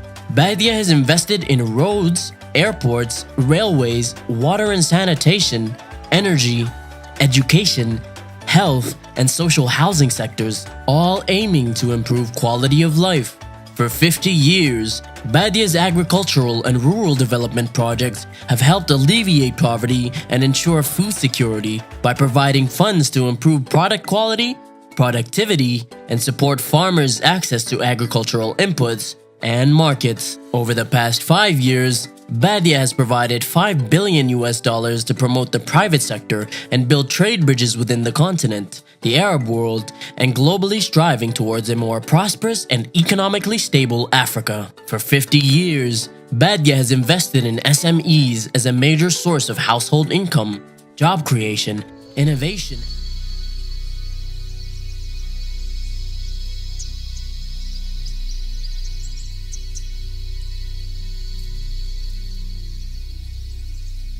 Thank you very much. If you'd please kindly take your seats. Kindly allow me to write on the protocols already observed this morning. Once again, a warm welcome to the Southern African Community and Arab Bank for Economic Development Africa Investment Forum hosted here at the Harare International Conference Center. My name is Hugo Ribatika, and for those that are visiting, a very warm welcome to the Sunshine City. If you do not get a warm welcome, please let me know, and we'll ensure that the authorities take care of that. So we're going into an important session, and I'd like to call upon the various presenters to please come up to the podium. The Director of Infrastructure at the SADC Secretariat, Ms. Mopole Mukwena. Round of applause, please, ladies and gentlemen.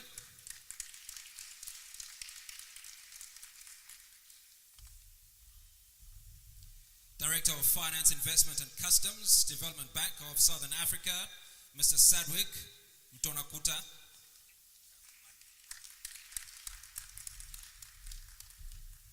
From the United Food Agriculture Organization, FAO, Agri-Food Systems Investment and Policy Support Specialist, Mr. Roy Machoko.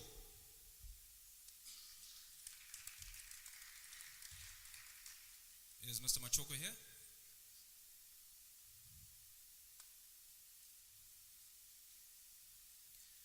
Senior Advisor to BADEA President and Director of Trade Finance, Dr.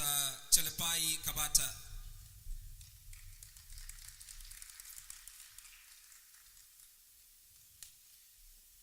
And finally, Confederation of Zimbabwe Industries Chief Executive Officer, who are also Chair of the SADC Business Council, Ms. Sekai Kovarika.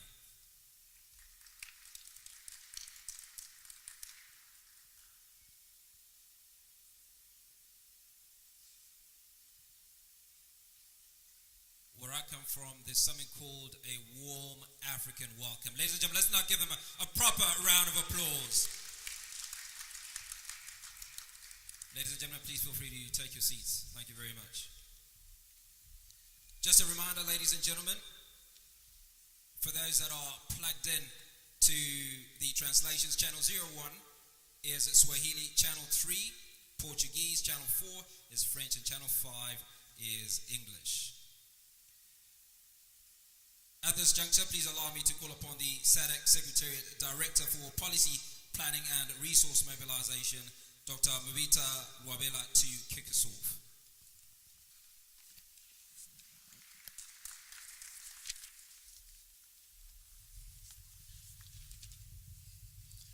Honorable Minister, Excellencies, allow me to write on the protocols which are well established and were well executed. My task this morning is simple, and that is to say that the SADC Regional Integration Agenda is laid out in the SADC Regional Indicative Strategic Development Plan, which we call the RISDP 2020 to 2030.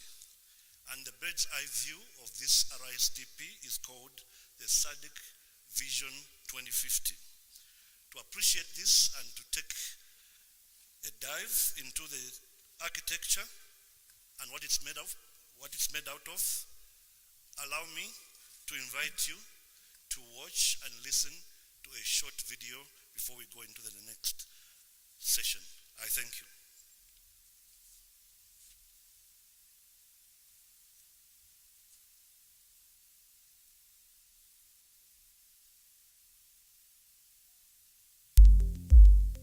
Imagine a region that is peaceful, inclusive, competitive. Imagine a region that is peaceful, inclusive, competitive, middle to high income, and industrialized. A region where all citizens enjoy sustainable economic well-being, justice and freedom. A region where countries cooperate and have harmonized laws and procedures to foster regional cooperation, integration and socio-economic development. This is what the Southern African Development Community (SADC) envisions the region to be by 2050. For this reason, the Southern African Development Community has developed two comprehensive strategic documents, the Regional Indicative Strategic Development Plan, RISDP 2020-2030, and the SADC Vision 2050.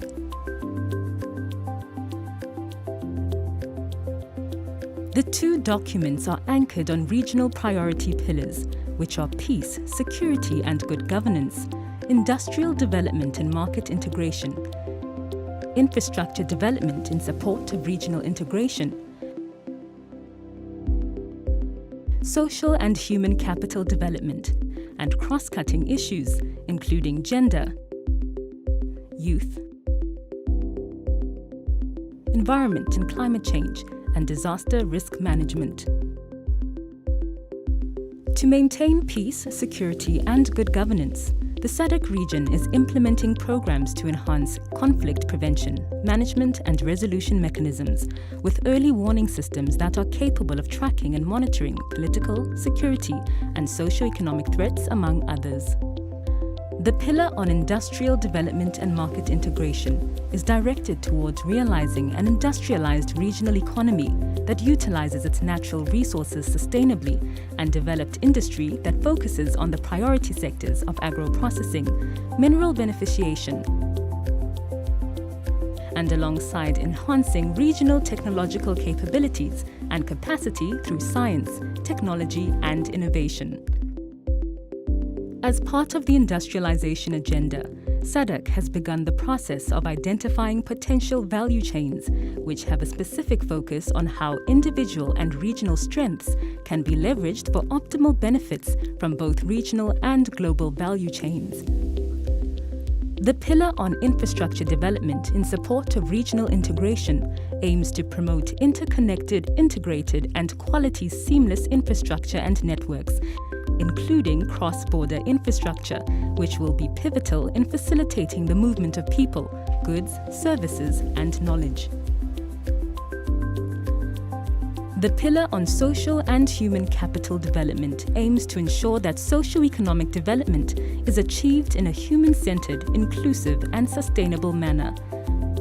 Further, SADC seeks to develop modern and well-resourced health systems that are accessible and responsive in addressing the burden of disease and emergencies.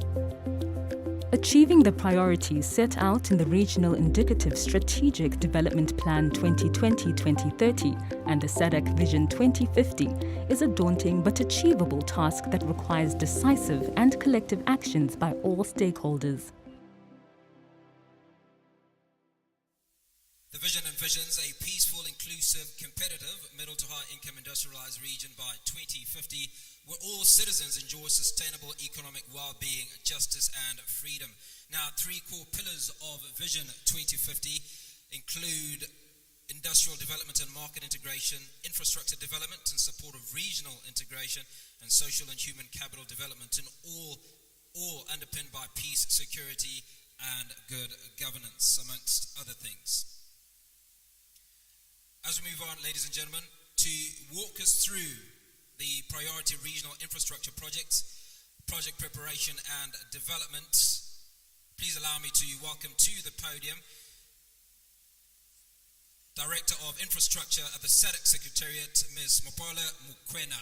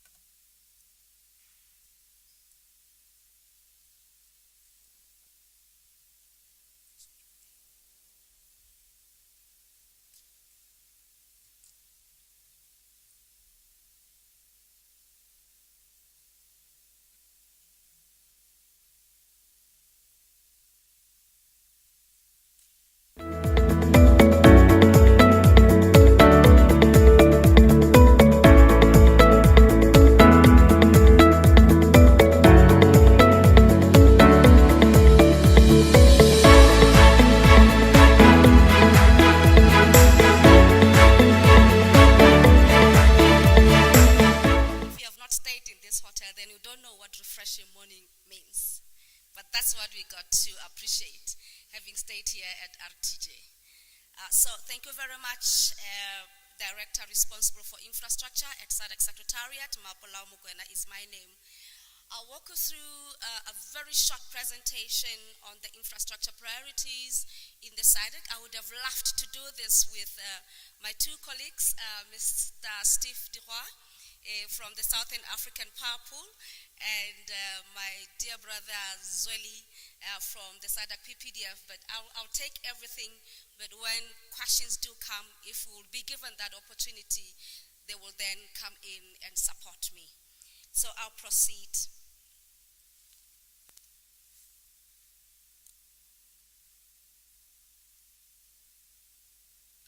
Okay, let's do it.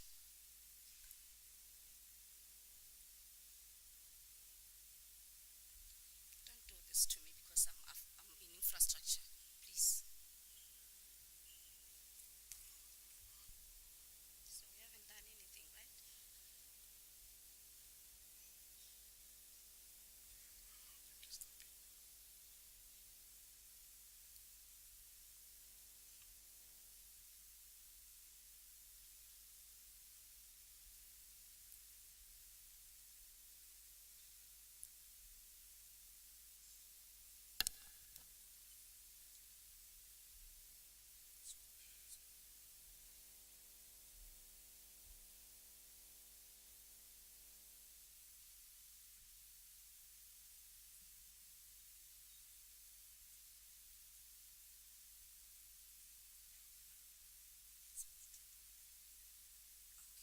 Fantastic.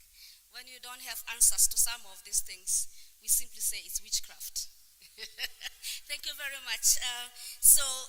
I'll take you through all these items, the infrastructure where it's placed in the priorities of SADC, our key blueprint, which is the Regional Infrastructure Development Master Plan, our own facility for preparation and development of projects, and what are those key energy, water, ICT, transport, infrastructure projects, and what are the critical success factors for project implementation and conclusions. Indeed, as you have seen earlier on, infrastructure is pillar 2, and we term it infrastructure in support of regional integration. As far as we are concerned, we believe that it's core to anything that you'd want to do. If you want to integrate, you need to have infrastructure, you need to have energy, you need to have water, ICT, transport, ICT. So it's at the heart of our developmental agenda, your industrialization. And the pillars that you see there are the ones that we are focusing on. We have also included the transfrontier conservation areas because you do have enabling infrastructure for such conservation areas. Below that, the networks that we are developing and implementing are anchored on sound enabling environment where we are dealing with issues of capacity and awareness and policy and regulatory harmonization. So the infrastructure development master plan is the key for development in infrastructure in the region. Currently, we are in the second iteration of RIDMP, which is the short-term action plan, which was approved just in 2023, and it will run up to 2027.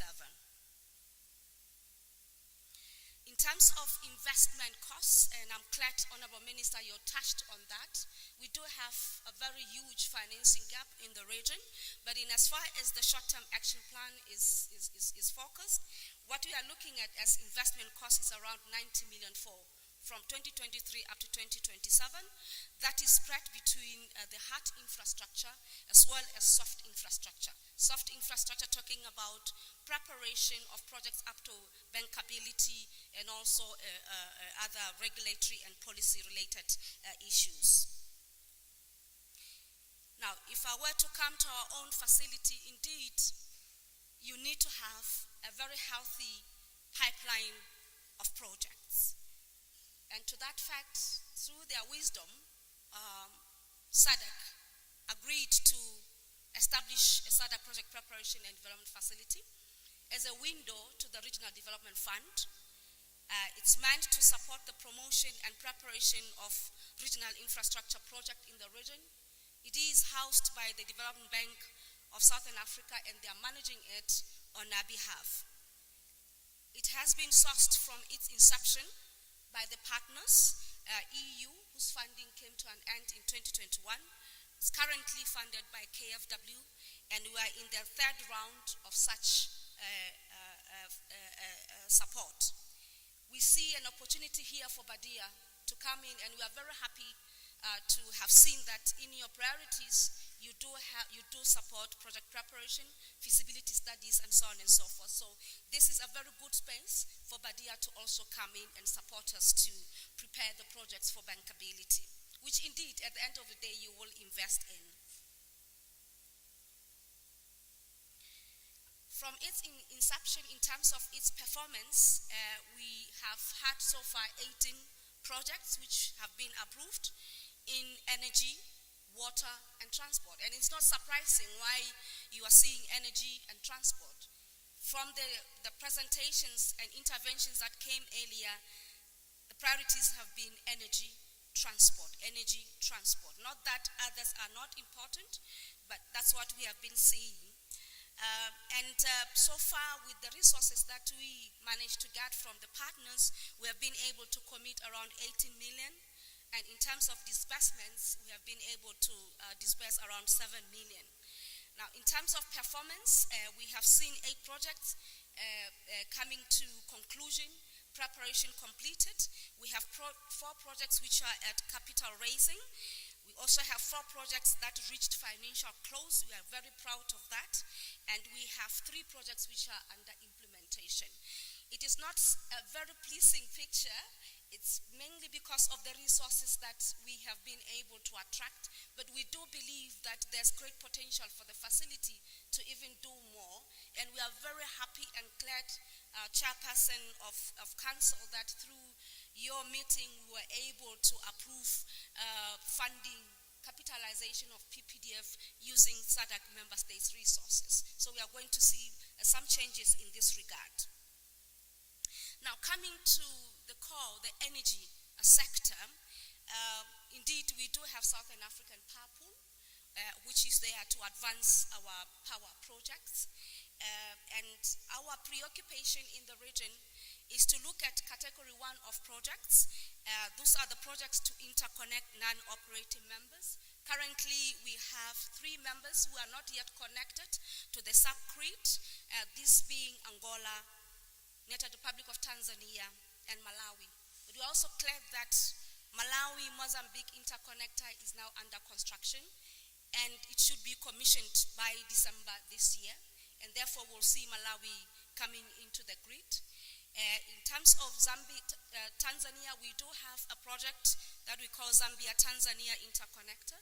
We have done the feasibilities, and we have seen World Bank coming through to support, and hopefully this project will go through their board in September this year, and the project will come in. Angola, Namibia, preparation studies have been concluded, and we have also seen interest from the World Bank and other partners to come in and support. And therefore, once we have those 3, we will have all the mainland states connected to the subgrid. The second category is project to relieve transmission congestion. As you look at the map that we have, how we are connected, we have a challenge whereby the central corridor, where you have Zambia, Zimbabwe, and others, we do have congestion there. And how do you evacuate that part? We need to strengthen that particular corridor. And then category 3 is transmission projects to move power from new generation stations to load centers. So those are the preoccupations in the power sector in as far as projects are concerned. So where are these projects and what are they? That particular map there is trying to show us where the projects are and the interconnections that we currently have, and the status of preparation of projects. The map might be very busy, but I do have a table that will be very clear in terms of where we should be looking at. And in this case, I'm talking to the partners who are here, BADEA and other ICPs who are here. So these are the priority projects in the short-term action plan as well as sub-pool plan. Those which are under construction, those whose feasibility studies have been completed, BADEA, we are ready for business in SADC. Please come and talk to us. And those which studies are still ongoing. It's a long list. I'll not go through it. And the partners, we're also indicating the partners who are taking part in the preparation of the studies. Coming to the water sector, we also have a facility which we call SADC Water Fund. It's also housed at DBSA. And the preoccupation there is to promote and support strategic transboundary and pro-poor water supply and sanitation infrastructure. We are also looking at promoting climate resilient water projects, amongst others. In terms of its portfolio and pipeline size, we are at 2.7 billion. We do have projects which are under implementation, but there are projects which we are looking for financing. These have to do with, and these are mainly water supply and sanitation across the borders, and projects which are being reviewed for pipeline inclusion. Obviously, the same applies with Water Fund. The main partner there is KfW through the German government. It's the German government through KfW, and that's the space that BADEA we are hoping that you'll be interested in. And in terms of projects, we have different projects. We have what we call mega projects, which are transboundary projects. Your Lesotho Highlands Phase 2 project is one of them. The one which is under preparation, the Lesotho-Botswana water transfer, going through South Africa. The Songwe River, we do have a big program in that regard. We are looking at Inga itself, the Congo River, as well as the hydropower program. So there are so many of them. We do have projects in the island states, Mauritius, the dams, Seychelles, the dams, as well as Madagascar. So we do have this which are in the short-term action plan, and we invite the partners to come in and we sit around and talk to the priorities.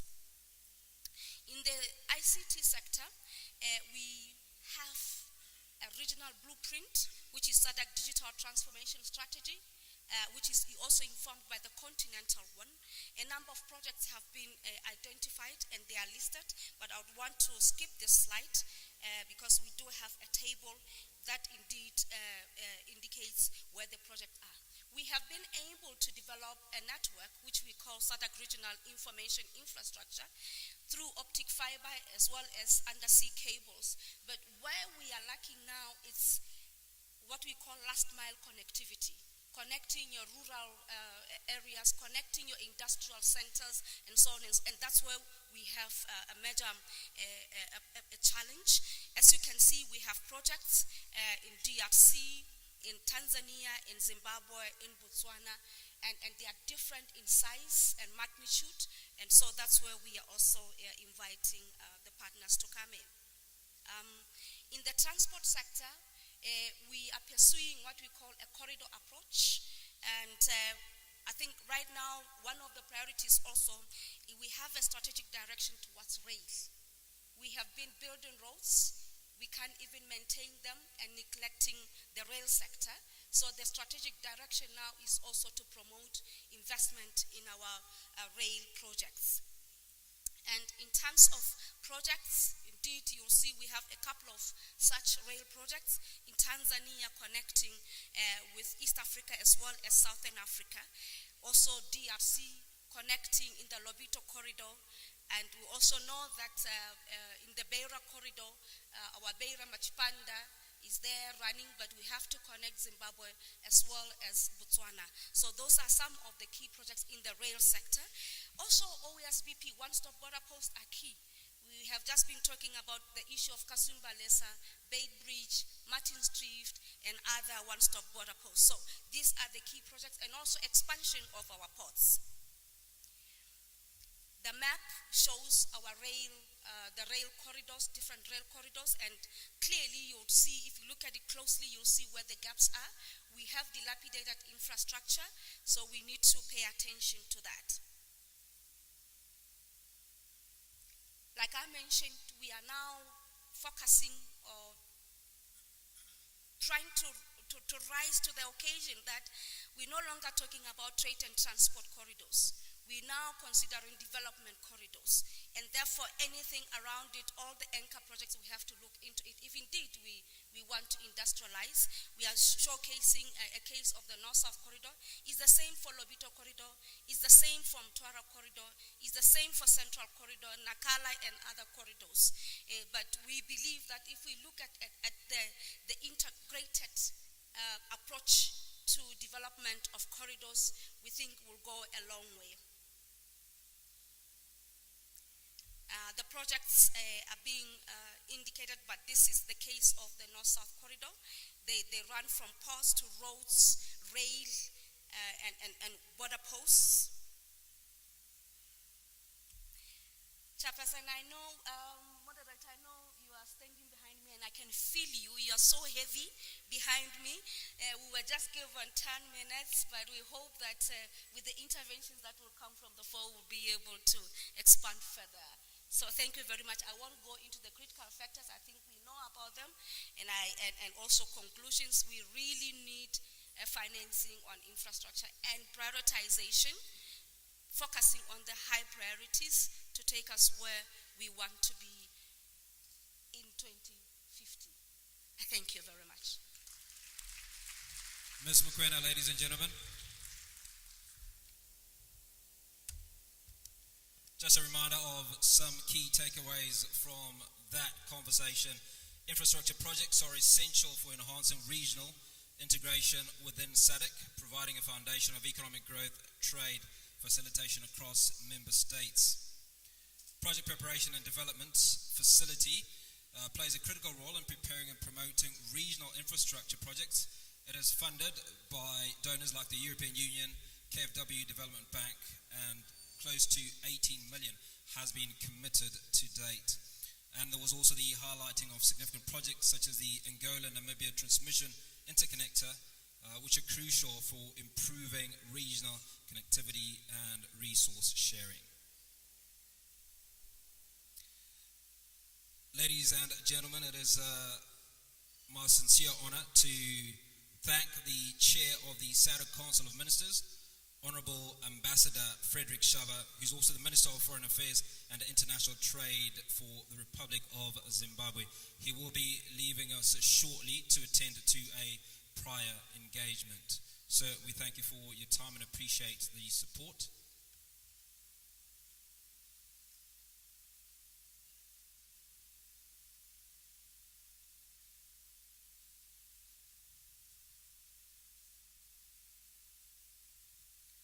Okay, as we move on, ladies and gentlemen, for a conversation on the establishment of the SADC Regional Development Fund, please allow me to call upon Development Bank of Southern Africa Director of Finance, Investment and Customs, Mr. Sadwick Mtonakuta.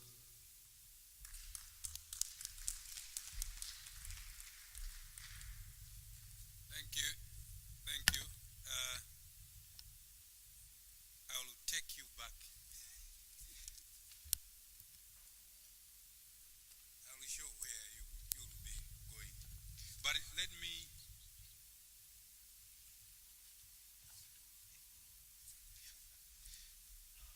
just to recognize the protocols, honorable ministers, and our colleagues from BADEA and colleagues around. I'm saying I'm taking you back because what she was saying falls under a financing framework. And the framers of SADC thought it wise to put that financing institution under the treaty, which is called the SADC Development Fund. So I want to take you how it was instituted, how it is being operationalized, and where we are now.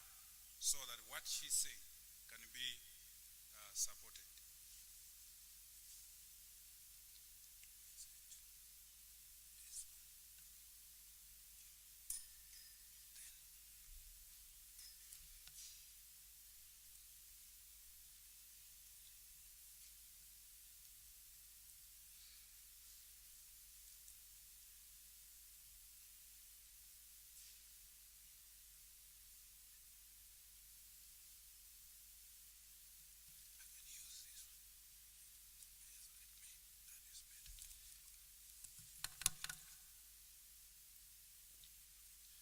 Okay, thank you.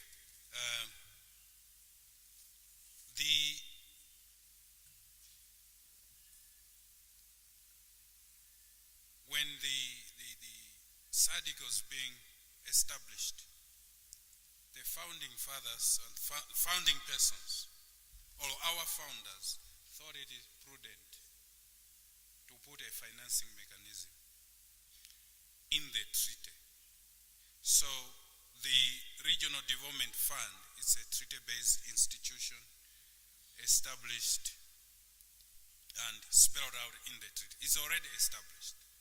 But what we are doing now is to operationalize that commitment which member states made in the treaty.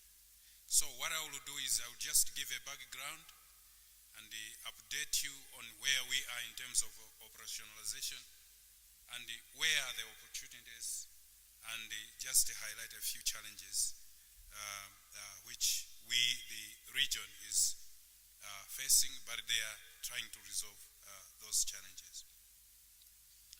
Now, establishment of the fund is treaty-based. Article 26A of the SADC Treaty provides for the establishment of the special SADC Fund, to be known as the Regional Development Fund. And the purpose is to create a regional financing mechanism for economic development and sustainable growth in SADC. And the objective is to mobilize resources from member states, development partners, private sector, to support regional development and to deepen regional integration. So this is where it is provided. But just at a strategic level, just also to mention that SADC has developed a resource mobilization framework whereby a number of alternatives are spelled out how the region will mobilize the resources in order to finance its the RISDIP, in this case, RISDIP 2020-2030. And within that, the Regional Development Fund is the pillar to receive all those resources, manage them, and disperse them to the respective interventions. Now, that is a long time ago. In March 1998, SADC Ministers of Finance considered the outcome of a work which was undertaken, which recommended, in terms of operationalization of the fund, to first of all come up with a sub-regional development finance resource center, which we are calling the Development Finance Resource Center. It's based in Haberon. That one is done. And they also agreed to have a network of development finance institutions in the region. So we have that network in place, whereby the development finance institutions in the region, they cooperate, best practice, but also agree on projects which they can co-finance. Then lastly, it was the operationalization of the fund itself. So there we are just emphasizing to say that the two aspects which were prioritized are in place, but we are still to have the fund in place.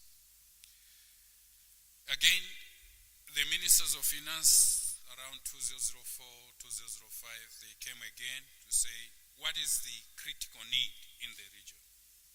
Is it the financing or the project, the availability of projects to be financed? So in their assessment, they saw it fit that, first of all, you should have a project which is ready for financing.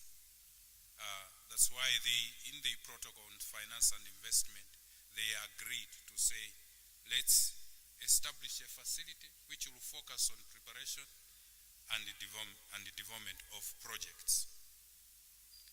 Now, in their discussion, they went on to say there were some resources that time. They say that we should start this work, and South Africa offered to host the PPDF. I think my colleague will come again on the PPDF just to say what they are doing there. In order to utilize those resources to prepare projects, develop them to bankability so that they can be financed by the private sector or the DFI network.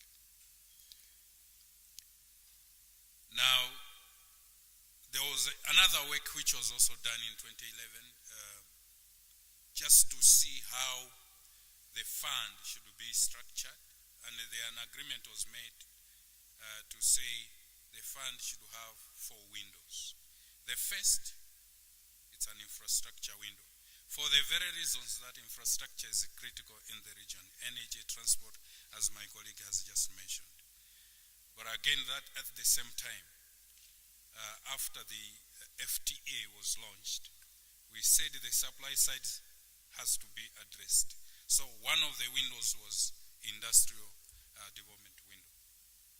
Then regional integration and economic adjustment window, because you have liberalized the market. Some will be winners, some will be losers. And this window was supposed to provide those resources for adjustment in the member states. And finally, the social development window. So there are 4 windows in the RDF. And in structuring that, also there is recognition that any facility can be appended in the window. If there is a specific facility, for instance, those that deal with HIV and AIDS, you can create a specific facility within the Regional Development Fund. Now, not recently, but 7-8 years ago, now the ministers came again to say what will be the framework or the framework to operationalize the fund. We have to come up with an agreement. So they agreed on an agreement to operationalize the fund in 2016, which is undergoing signature. 9 member states have signed. 1 member state has ratified, but member states like Zimbabwe, Zambia, DRC, they are at an advanced stage to ratify that instrument, so that it is the instrument that will initiate the full operationalization of the fund. Now, recently, 2 years ago, the ministers of finance came again together to say, looking at the capacities in member states, looking at the capacities at regional level, they are not there. They approached the African Development Bank to help in operationalizing the fund. So this is where we are right now. The fund, the African Development Fund developed a discussion paper which the ministers considered a week ago on 6th of August, and they have agreed that the experts and the senior treasury officials should meet in November to look at that discussion paper. The discussion paper spells out the nature of the fund itself, what will be the voting rights, capitalization, which is very critical, and the hosting. So they will discuss, and also a number of options in terms of governance, financing, but also the projects, how they will be identified, will be discussed in November. And thereafter, they will report to the ministers and then to council and summit accordingly. Now, I will skip this because this is what will be discussed in November. But just to spell out opportunities in this fund. The first opportunity is if we talk, if I can relate to BADEA, is the financing of projects, like what my colleague mentioned, and which you are doing in member states. But now, we want to escalate to the region to finance cross-country projects. The opportunities are there. I think the list was shared there, but we're going to discuss further. The other one relates to the facility I mentioned, the PPDF, which is housed under the BSA. That is financing the preparation of projects. Currently, we have the German government through KfW, who is supporting. The EU supported a few projects, but BADEA also can come here to support the preparation of the projects. In terms of the RDF itself, the opportunity lies in the equity ownership into the fund. So I've just highlighted three of them: the financing of the preparation of the projects and the development of them, investment of specific projects, equity ownership in the RDF. Here we are just highlighting my last slide to indicate the challenges. We're going to talk about the limited knowledge, the delay in ratification, but we have to see the root cause. The root cause is the ability to capitalize the fund. Member states, as you are aware, currently there are 5 undergoing financial challenges. The fiscus cannot hold. But capitalization is the issue we are discussing with the bank, but also BADEA can come in terms of providing credit lines whereby member states, they can borrow in order to finance, to capitalize the fund. So that is another angle which BADEA can come in to do us, because the real challenge is the capitalization. We are talking about 1.2 billion initial subscription, but the initial subscription has to be 120 million dollars according to the agreement. So that amount we are discussing with the bank to see whether those that are eligible, especially under the ADF window, they can borrow from the bank, but the others we have to look at other credit lines where they can borrow to invest. It's an investment. It's not borrowing to eat, to consume, but borrowing to invest.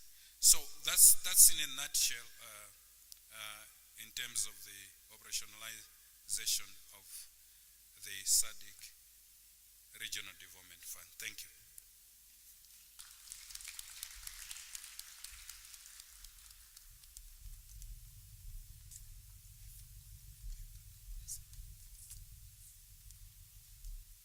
Mr. Tonakuta, thank you very much. Key on his agenda was the establishment of the SADC Regional Development Fund, the RDF.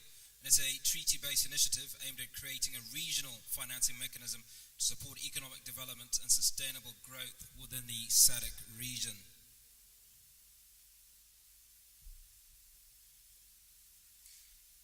Now, some of the challenges facing the operationalization of the RDF include delays in signing and ratifying the agreement. And I suppose those are conversations that we are going to have. We will have a panel conversation as soon as the other presenters are done, and walk us through some of the critical questions that some of you might have, and we'll also open it up to the floor.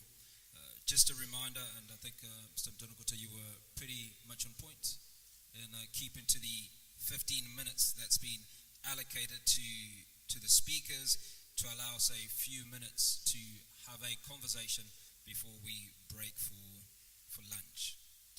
At this juncture, ladies and gentlemen, please allow me to call upon our next speaker who will walk us through scaling up capacity partnerships and investments to accelerate climate-smart food systems transformation in Southern Africa.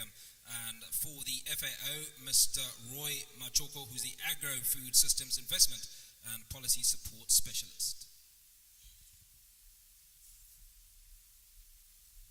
Feel free to welcome to the podium, ladies and gentlemen.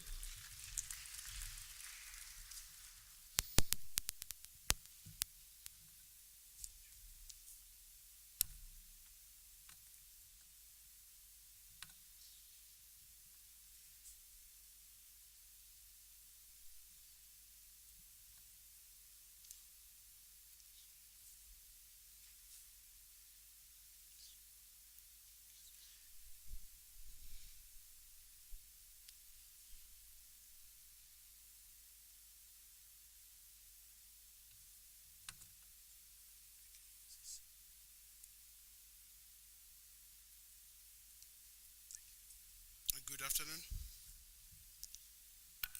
Your Excellencies, let me ride on the protocols that have already been observed. So, I'm coming from the Food and Agriculture Organization of the United Nations, and we are in partnership with SADC and given our name and our global mandate to deliver healthy diets for all. I'm going to provide a presentation which is more sector specific, and that is agriculture. And in our partnership with SADC, we are looking at addressing a global challenge, and also it is stemming out from the 2021 Food Systems Summit, where we can all agree that we need to transform our food systems, and this we can observe from the high levels of malnutrition and also high levels of low productivity that we can observe in most of the food commodities that we are producing. And we can also observe some of the challenges that are stemming out from climate change.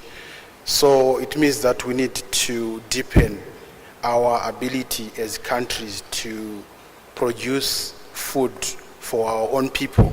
So under this collaboration with SADC, we are more focusing on how we can sustainably mobilize responsible investments for agriculture and food systems transformation in Southern Africa.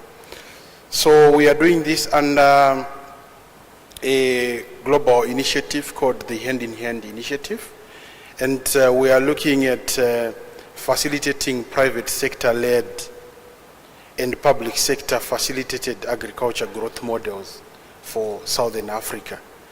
So we all understand that for this transformation to materialize, we need resources, we need finance. And where does these resources come from?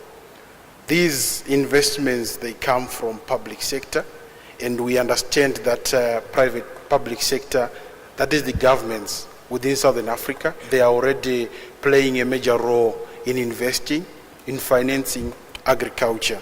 Secondly, we have private sector who are also playing a bigger role. And within Southern Africa, I was reading the World Investment Report. I'm pleased to let everyone know that from 2022 to 2023, Southern Africa is the only region with a positive increase in investments. I think we moved from 7 billion per year to 9 billion per year in 2023, which is about a 22% increase as compared to all the other regions which realized a negative figure, which means that there is something that we are doing well, and with the work that we are doing with SADC here under the Hand in Hand initiative, we are looking at how we can optimize those good things that we are doing, and also how we can deploy advanced statistical and geospatial modeling tools as part of identifying and analyzing the investment opportunities that we have. In most cases, when we are talking of agriculture investments, we are more of just highlighting about general opportunities which are not quantified, and we are not able to define their profitability. We are not able to identify where they are. So in this regard, we are working closely with SADC, providing technical assistance and leadership in enabling SADC and its member states to adopt these advanced modern technologies like geospatial technologies as well as statistical modeling tools. So that summarizes the work that we are doing, and this is just an introduction. So I'll just run through some of the slides as I go. So I'm just going to introduce looking at the context. As they say, before you try to understand where you are going, you need to know where you are first. So we are just going to analyze the current situation in terms of agriculture investments within the region. So basically, with this initiative, we are looking at 3 SDGs. We are looking at SDG 1, 2, and 10. We are looking at poverty alleviation, reduce the hunger, as well as reduce the inequalities. And on the far right there, we are looking at the priorities for this initiative, where we are looking at data-driven enabling business of agricultural policies. So this is where we are deploying those digital technologies and also data in terms of advising member states when they are formulating investment policies for agriculture. Then we are also mobilizing investments, mobilizing private sector investments and finance. So on this one, what we are doing is we are looking at proper systems and institutions that can enable private sector engagement. So for private sector to come together to work with the government and also to work with development finance, there is need for a properly designed or properly configured system to ensure public-private sector partnerships. And those tools, the analysis, this is what we are bringing. Because private sector, in most cases, they are built for profit. And for government, they've got a social responsibility. So in most cases, the languages, they are different, which makes it difficult for private sector to come in. So how do we bridge that gap? And you need specialized tools in order to bring the socio-economic benefits of investments through detailed analysis. This is what we are bringing. We are also looking at building collaborative and purposeful partnerships like this one, where we have the Arab Bank for Economic Development in Africa coming to play a role, and that level of partnership requires a systemic approach in terms of building that relationship, and you need specialized tools, and this is what we are bringing as part of the support. And then we are also looking at value chain development. So value chain development, we need to prioritize those value chains with the best returns to the member states. And for the returns, we are looking at socio-economic as well as environmental impact. But for this to be defined, proper analysis has to be done. So for financial, we are looking at profitability indicators, the internal rate of return, net present value, all those things, they are known. But for you to be able to engage with private sector, you need to know those things. So we are providing support in analyzing, and we are also looking at the social aspect, looking at the number of farmers who can benefit. We are also looking at decent jobs that can be created. And more importantly, we are also looking at the environmental impact, where we can also provide tools to calculate the GHG emissions from all the investments. And then we're also looking at deepening agricultural trade. And then for this slide, I'm just going to present to you how this hand-in-hand initiative process works. We are looking at prioritizing territories where there is poverty and hunger. So we are looking at those investments which can be deployed in high potential micro-regions, which can also bear socio-economic benefits as well as environmental benefits. So hand in hand in Southern Africa is operating at country level, but under this partnership with SADC, we are delivering at regional level, and we are seeking to mobilize transboundary investments in Southern Africa. So on annual basis, we host an investment forum in Rome where countries come together to present investment cases to different investors through a matchmaking exercise. And for this year's edition, we'll be delighted to have the Arab Bank of Economic Development in Africa participating. We'll also extend our invitation. So let me quickly take you to some of the work that we've done in terms of defining the agroeconomic potentials for agriculture in different regions. It's still work in progress. That's why you see that some countries, they are not yet represented in terms of the maps. So these are technical processes where we are looking at the identification of high potential micro-regions. Not every location is suitable for agriculture investments, but do we know those areas where in agriculture investments is possible? So using those GIS technologies as well as investment analysis tools, we're able to generate these typologies where we can define high potential areas for agriculture investment. So in terms of the return, I would emphasize we are looking at economic, social, and environmental return. So those are some of the areas where we are looking at dark green to red areas. So for the dark green areas, for a potential investor, we are saying in those areas, if you invest $1, the return in terms of poverty alleviation is higher than any other places. So this is just to present some of the technical work that we are engaged in, working closely with SADC. So we are also identifying, prioritizing, and analyzing investment cases.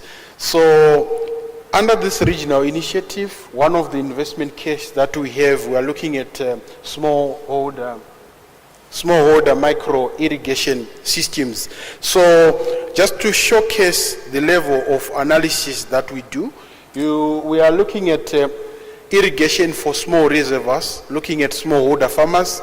So those small blue dots, they indicate all those small reservoirs within the region, and the analysis that is provided on the left and right side, it shows under each country what kind of investment is required. I will take an example of Mozambique. We are looking at 6,484 hectares, which is irrigable using small reservoirs, and they require $50.2 million investment, and the internal rate of return is 18%. So this is the kind of precision that we are seeking to deploy as we engage with potential investors. So I see I don't have much time, but I want to quickly go to the market integration and trade. So with market integration and trade, we are taking an investment approach where we are not taking a simplistic approach of just encouraging countries to remove tariff and non-tariff barriers as part of the Africa Continental Free Trade Area Agreement. We understand that tariffs they are a critical source of revenue for countries. But if we want them to eliminate these tariffs, there has to be a business case. And what is the business case?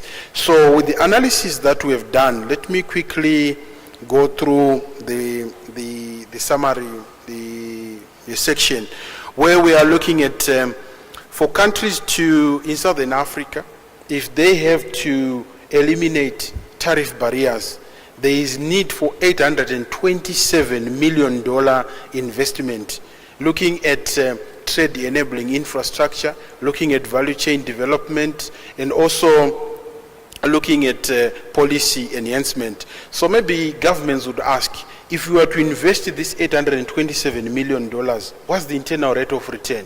So the internal rate of return is 24%, and we are looking at estimated 31.3 million people benefiting. So these are just indicative analysis that we are conducting just to provide entry points for potential investors. So I see the moderator is already telling me it's time up. Hopefully I've managed to present the work that we are doing and how we can collaborate with anyone here. And I can see some of our partners, we're already collaborating with organizations like World Bank. And we are looking forward to more partners coming in so that at least we can deliver on this noble cause. Thank you so much.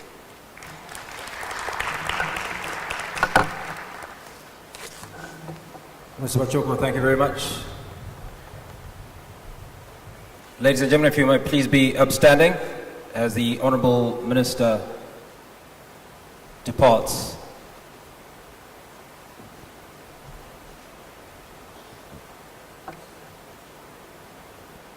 Also gives you an opportunity to stretch.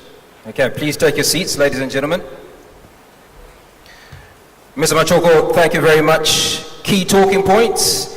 The Hand-in-Hand Initiative, which is the SADC FAO initiative, focuses on mobilizing responsible investments for agriculture and food systems transformation in Southern Africa, aiming to eradicate poverty and hunger and reduce inequalities. The initiative prioritizes climate-smart agriculture and agro-industrialization as key strategies to enhance productivity and sustainability in the agricultural sector. And finally, the initiative seeks to improve market integration and trade by reducing tariffs, non-tariff measures, and border costs, as well as by investing in a necessary market infrastructure like cold storage and agro-processing units. To give us the next presentation in a record 15 minutes. The presentation is on BADEA's development priorities, financing products and development of financing. Dr. Tselepai Kabata is the Senior Advisor to the BADEA President and Director of Trade Finance. Let's welcome Dr. Kabata to the podium, ladies and gentlemen.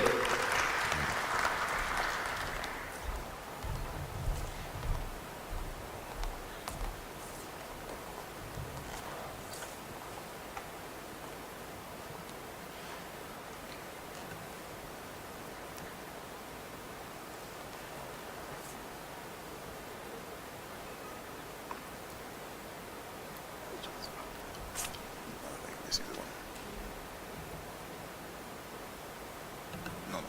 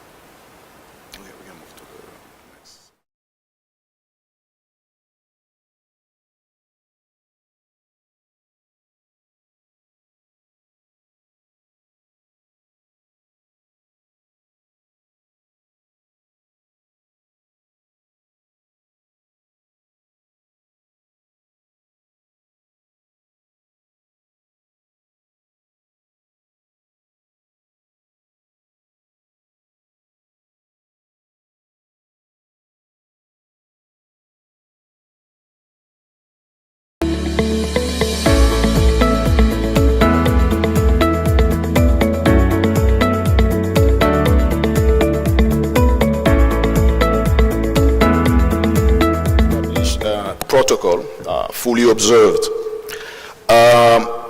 Within the time limits allocated to BADEA presentation, I'm gonna try to be as efficient as I can to go straight to the point.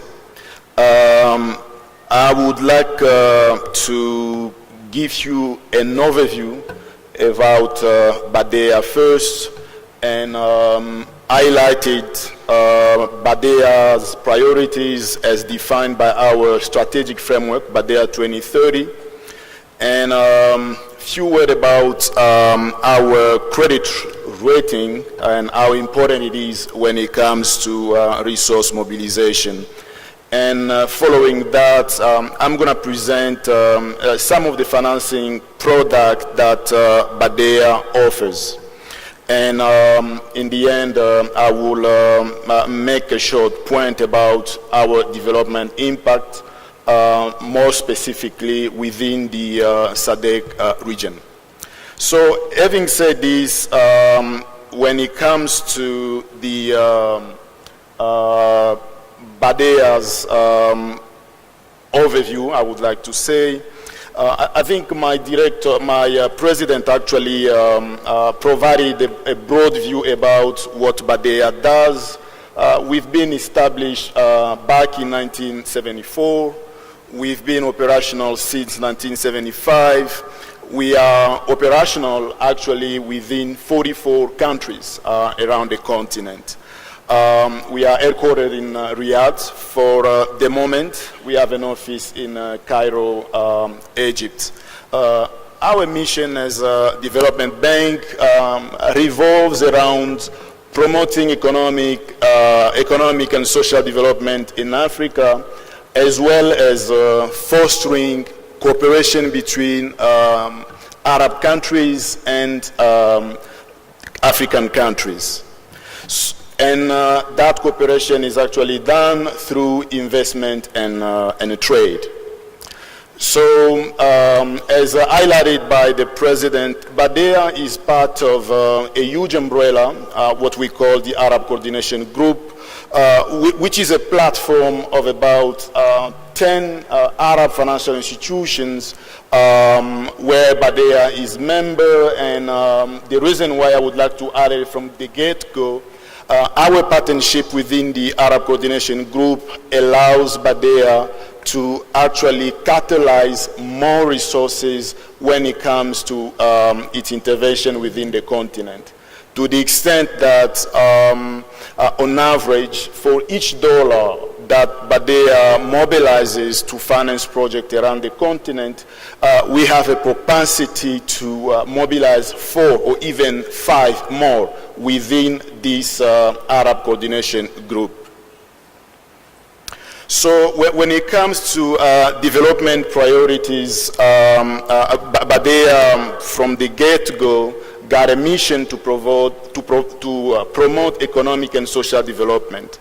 But from the start, BADEA financed projects, more specifically public sectors, from 1975 all the way down to 2015, when BADEA expanded its operation to the private sector. And down the road, BADEA came up with a more long-term strategic framework that we call BADEA 2030. And this strategy actually revolves around 4 main pillars. And these are infrastructure development. For nearly half a century, BADEA has been more into infrastructure, and we have a track record on that. So infrastructure remains one of our key strategic pillars. Starting from 2015, BADEA expanded its strategic, its operation to the private sector and trade, to the extent that to fully implement this strategy, we actually erected private sector as a standalone department. And recently, trade financing has been erected as an independent department, just to show you the importance we are giving to the private sector. The other strategic pillar is actually small and medium enterprises, and BADEA actually emphasizes on women and youth empowerment, to the extent that entrepreneurship at that level remains a key priority for BADEA.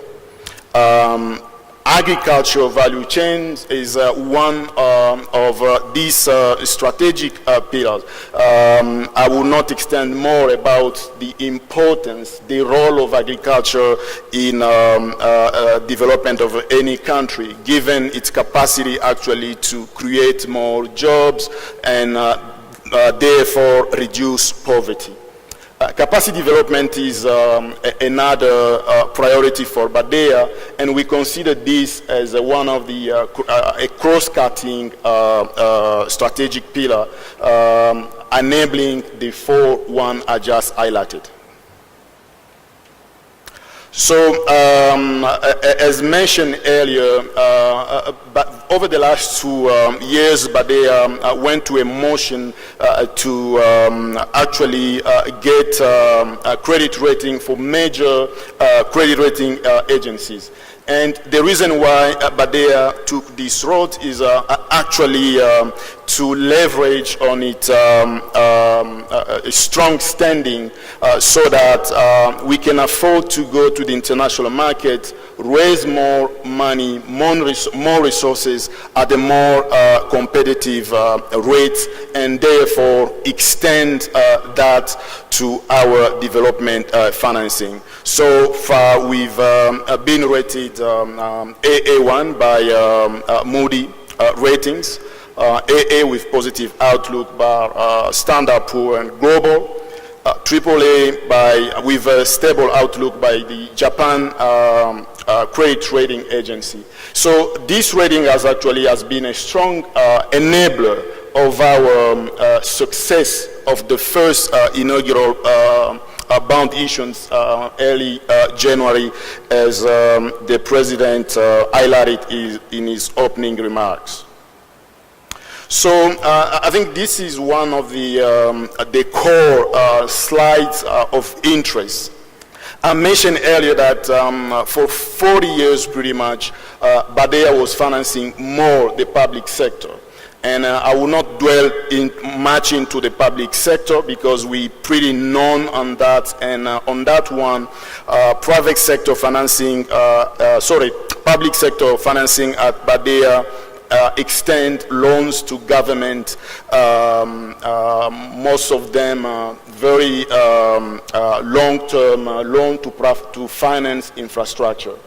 And within that framework, BADEA has a program where we provide grants, for instance, to finance feasibility studies or to provide some institutional support to some public institutions, for instance, to allow them, to enable them to mobilize resources. So I'm going to emphasize and focus more on the private sector and trade financing. And in terms of sectors, actually any activities from the private sector contributing to our mandate in terms of promoting economic and social development are considered. So these include financial institutions who are actually playing that role, manufacturing, light, as well as heavy industry, infrastructure, where we have a track record from the public sector, but any infrastructure brought by a private entity is also considered under this financing product. The type of agribusiness, agro-processing, just to name a few of them. But would you have any project from private sector, do not shy away. We will consider that in as much as it aligns with our mandate. In terms of instrument, BADEA actually offers line of credit to intermediary financial institutions, and more specifically banks, be they commercial banks, local commercial banks, regional commercial banks, or Pan-African commercial banks. So our loans actually will range from medium to long term, depending on the need of the borrower actually. We also have opportunity to offer equity investment upon analysis, subordinated debt, mezzanine loans are also some of the product that BADEA is willing to consider. So these instruments are indicative. Will you have a project with specific needs? Our team will consider your request on its merit and may be inclined to consider an instrument that will really fit your needs. So when it comes to trade finance, we actually have 3 windows. As I said earlier, BADEA is actually promoting economic and social development, and we do that through investment and trade. So when it comes to trade, BADEA is actually supporting the Africa Continental Free Trade Area, and one way to do that is actually to promote intra-Africa trade. So member countries of the SADC, for instance, so you have product to export within the region or the rest of the continent. We have a specific window under the intra-Africa trade. A second window when it comes to trade finance is what we call the Arab-Africa trade. As per our mandate, we are promoting cooperation between Africa and Arab countries, and to that extent, when it comes to trade, this specific window offers opportunities to countries or private sector operators actually who want to export their products towards Arab countries, so they can benefit from this window. On the other side, throughout your supply chain or your production chain, if you need to import items from Arab countries through your production chain, this window is also of interest and can be tapped into. The third window is more about trade in general, and where African countries, for instance, cannot import items neither within the continent nor the Arab countries, then this window is of interest. On the other side, if African countries or producers want to export their items beyond the continent, beyond the Arab countries, this window is of interest. So within trade finance, a number of products can be considered. We offer line of credit, direct financing, it can be short or medium, depending on the needs. We also provide pre and post shipment financing. One of the examples can be provided when it comes to agricultural products that need basic value addition to be exported. The case of cashew nuts or cocoa, this product is actually one of the most indicated to help African producers actually to export their product with a certain value added. We also work with other partners in syndication and co-financing. Funded and funded facilities, including letters of credit, letter of guarantees, standby letter of credit, are among products that BADEA offers when it comes to trade finance.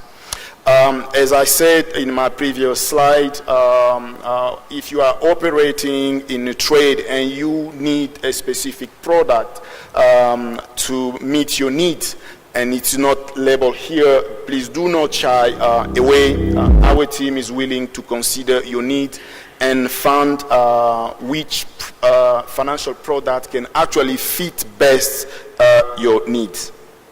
So with I mentioned the Arab Coordination Group, and my intention was actually to provide you the catalytic power that BADEA has to raise more money with these partners. So with what we have done so far over the 50 years, I think it is an opportunity here to highlight some of our achievement and impact within the region. So to that extent, BADEA just launched a short publication that encapsulates most of our achievement and contribution within the SADC region. I think it has been distributed, and it's more detailed, where you can find some of the projects financed by BADEA within your country, some of the infrastructure that you used without knowing that BADEA was one of the co-financiers. On the other side, BADEA also recently launched its first development effectiveness report. So we started with 2022 and 2023, a report that you can also grab, hard copy if you like, on our stand outside. Digital copies are also available for downloading. So with this, I'm going to actually provide you with key figures that will give you an idea of our footprint within the region. Right here, as you can see, our operation within the SADC region is not equally distributed for specific reasons. So this is a call. Again, we are here for that, and we are trying to do our best to expand our footprint within the region. Some of the countries have been more proactive and benefited from our financing. You can see some of them actually tap more into our financial product than others. So overall, the figures you have here gives you an idea of what we have contributed to. But the potential is so high. We need to do more within the region, and with your collaboration, I think we can achieve that. I mentioned the Arab Coordination Group. Within the region, as you can see, we've worked with some of our sisters institutions, and the total envelope for the years amount to about $8 billion and 85 million US dollars invested in different projects ranging from diverse type of infrastructure: road, bridge, airport. So in my next slide, I'm gonna try to again illustrate that contribution, but I think the previous slides gave you an idea of our contribution as BADEA with a specific mandate around the continent, and at the same time calling up on our partners from the Arab Coordination Group whenever we have a project to co-finance. So what I wanted to show you more specifically, so that when you walk out this room, you get a sense of what we've done. I'm going to highlight some concrete projects within the region. In Botswana, for instance, BADEA co-financed the upgrading of the Sir Seretse Khama International Airport. We've done that in other countries, but within the SADC region, Botswana is one of those examples. In Mauritius, for instance, BADEA co-financed a dam project. I think Mauritius is one of that example. I think Madagascar is the other. When it comes to electricity network or rural electrification project, Seychelles is one of those examples. Mozambique can also be mentioned as an example. Irrigation project, Swaziland is one of that example. I think DRC can also be considered as an example where I will get back to that. I was saying DRC can also be considered in as much as an agri dam has been constructed to allow irrigation for rice. And these actually offer huge potential to allow farmers to increase their productivity and not rely on rain-fed agriculture and having one harvest per season. In terms of roads, we have a huge track record, and we've been known around the continent for that. Malawi is one example, Zambia is another one, but within the continent, the specificity of BADEA when it comes to road infrastructure, we've invested more into infrastructure that allows countries to integrate, to the extent that many countries without landlocked countries, they don't want to be called like that, but those countries who don't have access to the seaport have been financed to have a road that can connect them to neighboring countries and therefore get access to port. Railway infrastructure, I think Namibia is one of the examples we can mention. I already mentioned Mozambique when it comes to rural electrification. Water development project within the region is Lesotho, but we have a whole list of countries around the continent where BADEA finance water projects over the last 50 years. Having said this, I hope I didn't abuse my allotted time. I will stop there and stay open to any questions that may arise from the audience. Thank you for your kind attention. Dr. Gabada, thank you very much. So BADEA was established in 1974 and has been operational since 1975, focusing on promoting economic development in Africa and fostering Arab-African cooperation through investment and trade. BADEA offers a range of financing products, including lines of credit, medium and long-term loans, particularly in sectors like financial institutions, manufacturing, infrastructure, and agribusiness. Now, BADEA has financed numerous projects across the SADC region, and as mentioned a few minutes ago by Dr. Kabata, notable ones include the upgrading of the Seretse International Airport in Botswana. Thank you very much. The last but by no means least of our speakers this afternoon, ladies and gentlemen, will give us a presentation on the role of the private sector in the implementation of regional integration challenges and opportunities.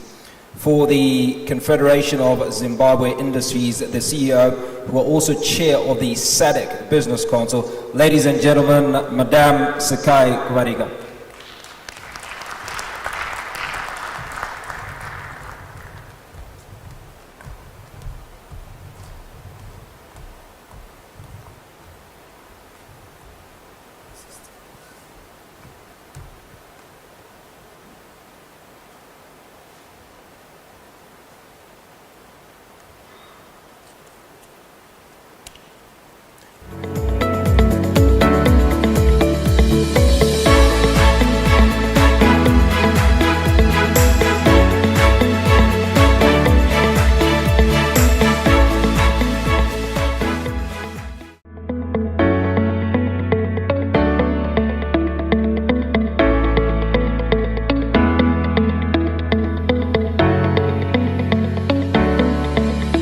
That have already been observed. I hope I haven't disappeared behind this podium. I think a little bit of my head can still be seen. I am going to talk about the role of the private sector in regional integration in the SADC region in particular. My emphasis is going to be particularly on institution building in terms of the structure and institutions of the private sector in the region. I will also touch briefly on some of the specific issues that we already know about, but one of the topical issues for the private sector in the SADC region is building strong institutions at member state level as well as at SADC level to ensure that we have a viable partner to the SADC government or collective government's agenda for industrialization, for Vision 2050, and for the RISDP pillars.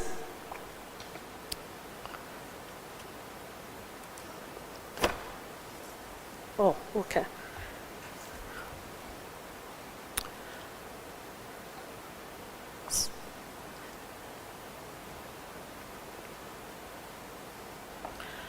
I will start by just highlighting that as the SADC private sector, we are organized in the SADC Business Council as the collective of the private sector in the region.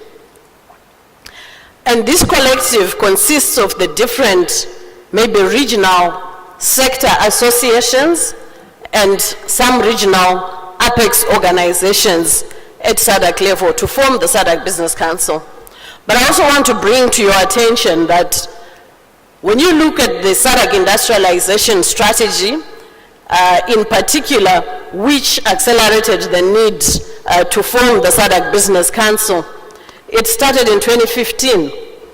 And the SADC Business Council itself had its initial meeting in 2018, which means the formation of the SADC Business Council in terms of coming together came in 2018. So we are fairly a very young organization and still in our formative stage. We have carried out some activities in terms of addressing some non-tariff barriers in the region. We have participated in a few regional programs initiated by SADC, but we haven't yet managed to come up with an agenda for the private sector which addresses the Vision 2050 and which addresses the RISDP or which mirrors it. Ordinarily, where we would want to go or where we should be once we are able to address some institutional developmental issues is to be able to mirror the SADC development agenda, but from a private sector perspective. By saying that, when you look at the formations we have at a regional level, we do have Mining Industry Association of Southern Africa, we do have the Bankers Association, we do have the Tourism Association at a regional level, and all these are sectoral. But at a higher level, which is a policy strategic level for the region, in terms of addressing the key issues and the key pillars that have been highlighted here and are stated in the SADC priorities, we should ordinarily then have a working group on infrastructure, for example, and then maybe sub-working groups on energy, on water, from a private sector side to mirror the agenda that SADC has set. So I'm here to just highlight that we are really in a formative stage of our institution as the SADC Business Council, as these are early days.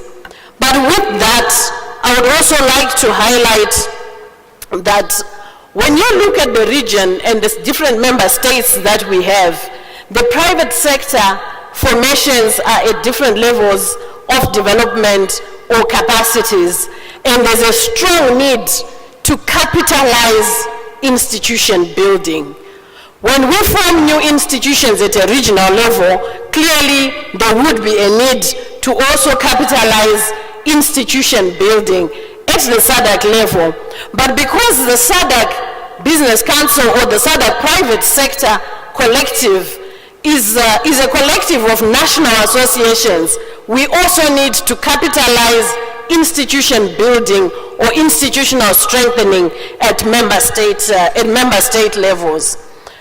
I just wanted to highlight or draw a parallel with one of the examples, which is Business Europe, which has gone quite a distance in becoming a strong partner to the European bloc's economic agenda, but also to highlight these are almost 70 or 80 years old. It's a very old institution.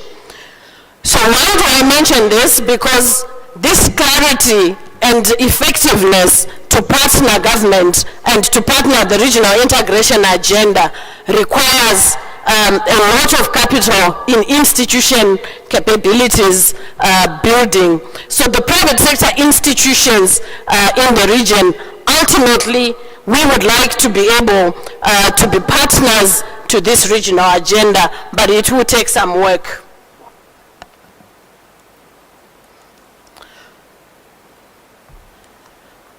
Also, just to typify the evolution of our national business member organization landscape in the SADC region, we have chambers of commerce, we have confederations, we have sector organizations, like I've just indicated.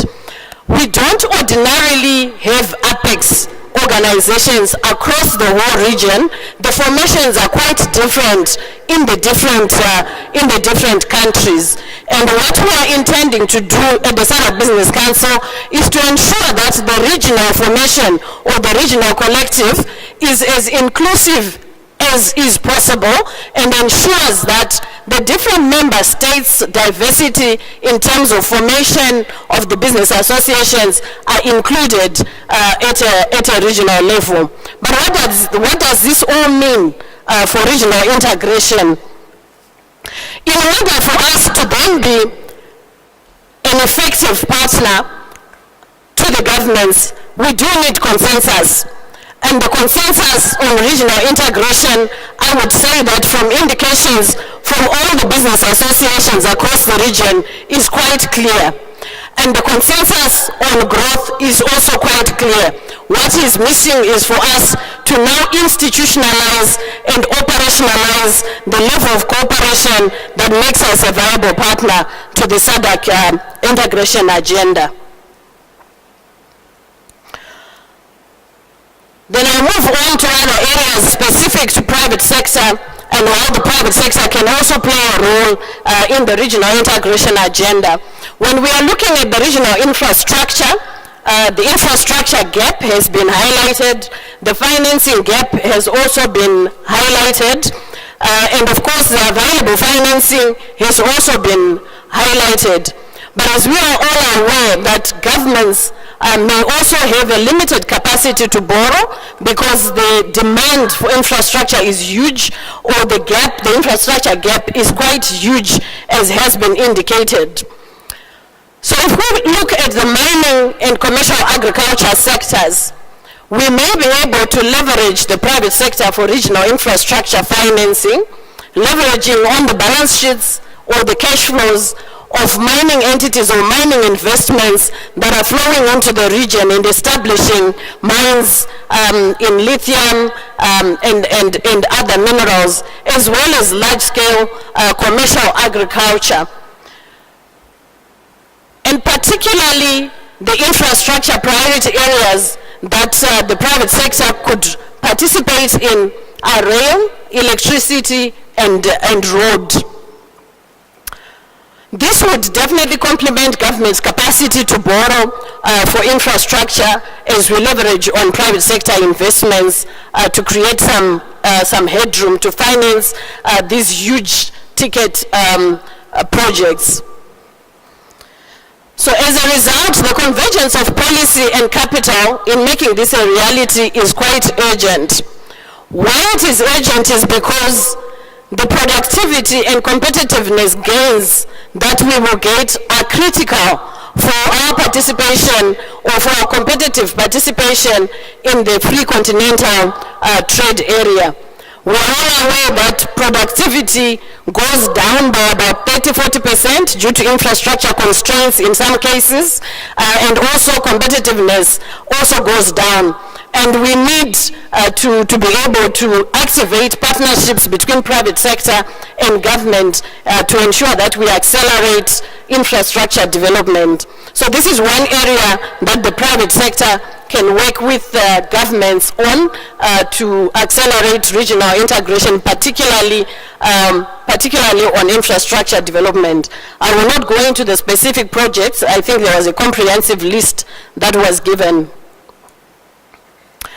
Also on the financial services sector and our DFIs, there is opportunity for the financial services sectors in the region to be intermediaries for DFIs that are funding or that have instruments that can be deployed to the various regional integration related projects in the region. The banks and other financial institutions have been participating as intermediaries, wholesaling some of the funding that comes from DFIs, and if this could expand and if more resources could be made available to the banks to intermediate and to wholesale to the borrowing private sector, that would also accelerate regional integration. Added to that, the issue of innovative financial solutions or financing solutions is also going to be key if we are to unlock new areas of development, particularly in our industries and particularly in manufacturing. The import bill for intermediate goods that supply the manufacturing sectors in the region while we are driving industrialization is still quite huge. And intermediate goods trading across the region is also limited. It does seem that most of our intermediate goods that go into manufacturing are actually coming from outside. And the capacity to finance these areas where these businesses do not exist but where off-takers exist is something that the private sector can also participate in to ensure that off-taker-backed lending to emerging enterprises, particularly those that are supplying other businesses, B2B manufacturing, business-to-business manufacturing, or manufacturing for manufacturing in order to accelerate industrialization is going to be key. The financial services sector would treat these as greenfield projects, but because they will be backed by off-takers in the sector who will then be able to import these intermediate goods from within the region and continue to accelerate industrialization will also be key. One of the other areas is mapping and quantifying the value chain sub-economies and opportunities. I think it's a little bit related to what Roma Choko was speaking about when he was speaking about quantifying opportunities in agriculture. So really mapping and modeling the sub-economies in the various value chains that are prioritized in the SADC industrialization strategy is an area that the private sector can participate in to ensure that the business case for these various value chains is quite clear and is able to attract the necessary investment, but also able to attract the necessary policy reforms and regulatory reforms that would reboot these value chains. I want to touch briefly on rethinking special economic zones, and this is an area that the private sector can participate in terms of policy entrepreneurship as well as in terms of policy innovation. So when we look at our special economic zones in the region, where they are offered, they are very spatial based and not necessarily conceptual.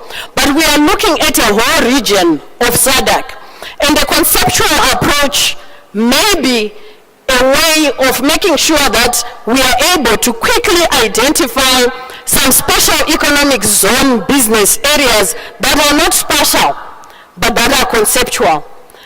For instance, if you look at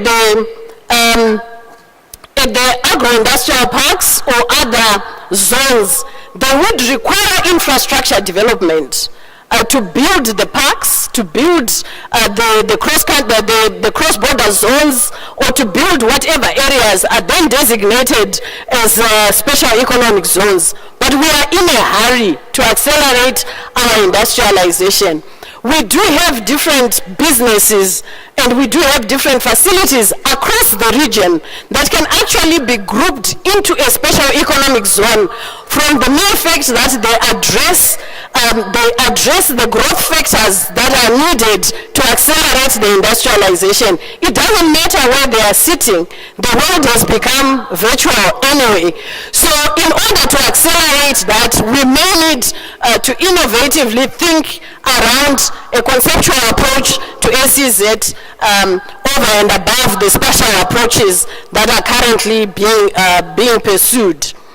And this is particularly also to address the fact that the global economy in which we are participating is no longer really special. It's borderless, it's everywhere, and it is not just digital. So the conceptual aspects or the factors of competitiveness that we have to deal with from this region as we accelerate industrialization probably have little to do with physical location of some of the businesses that we would want to accelerate, or the areas or value chains that we would like to promote. The private sector would also provide the market with information that translates regional policy into business opportunities. And again, I'm very glad to hear Rona Choko has been speaking also about this, to provide also market experience and feedback to policymakers to inform policy innovation. As you can see, the plans that we are working with at the SADC level are very long-term plans, and as such, because the world that we are also working in is a very volatile world, it is important that policymakers receive constant, regular and iterative feedback from the market for continuous policy innovation as it were. Provide a proactive vision to policymakers on how to promote global competitiveness for the region. And note that we state global competitiveness because as a region, we believe that we are here in the SADC region, but we are operating and implementing our policies in a global marketplace. And it is the role of the private sector to be proactive with policy proposals and through policy entrepreneurship to make sure that we have cutting-edge policies on a roll as we implement our policies. And the issue of harmonization of regulations and mutual recognition across the region is also one key area that the private sector would contribute to working on to ensure that at least the progress towards a regional market or an integrated market is achieved quicker. Redesigning, rebooting policies and regulations, we are really in an era where global competition is accelerating and it is deepening. While we are still talking about industrialization, if you look in the developed economies, they are talking about more focusing on just innovation, or focusing more on just competitiveness, or focusing more on just climate change, because they have industrialized. But we still have this imperative to address, and it is important that the private sector contributes policy proposals that would help the region to redesign and reboot our policies and regulations. And also support by providing market insights, support our policymakers as they continue to engage in the global policy landscape. And then on the challenges and opportunities, briefly, we all know the over-regulation issues or cost of regulations, non-tariff barriers or tariff barriers, expensive financing, low industrialization, and the competitiveness challenges that are across the region. But low industrialization is in itself an opportunity to really advance an aggressive industrialization agenda for the region. And private sector policy innovation is an opportunity And the SADC industrialization strategy is due for review. So this is an opportunity window for us as the private sector, as we mobilize ourselves across the region to give input into what the next phase of our industrialization strategy in the region should look like in order for it to be current and to be future-proof. There is also an entrepreneurship wave in the region, which is also a big opportunity.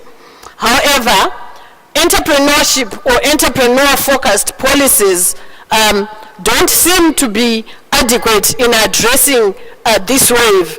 And a lot of our policies were made for corporations that were already in existence, but the policies to drive the emergence of new enterprise in the region is an area that we also now to give input to as the private sector.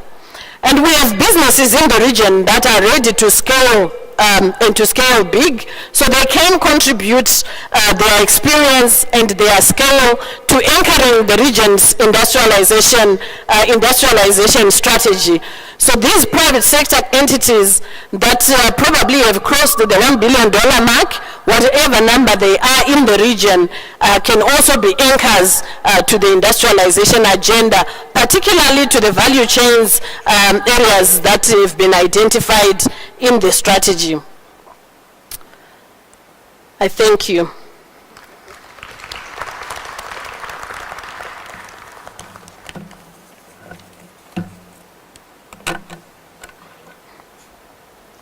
Madame Sakala, thank you very much.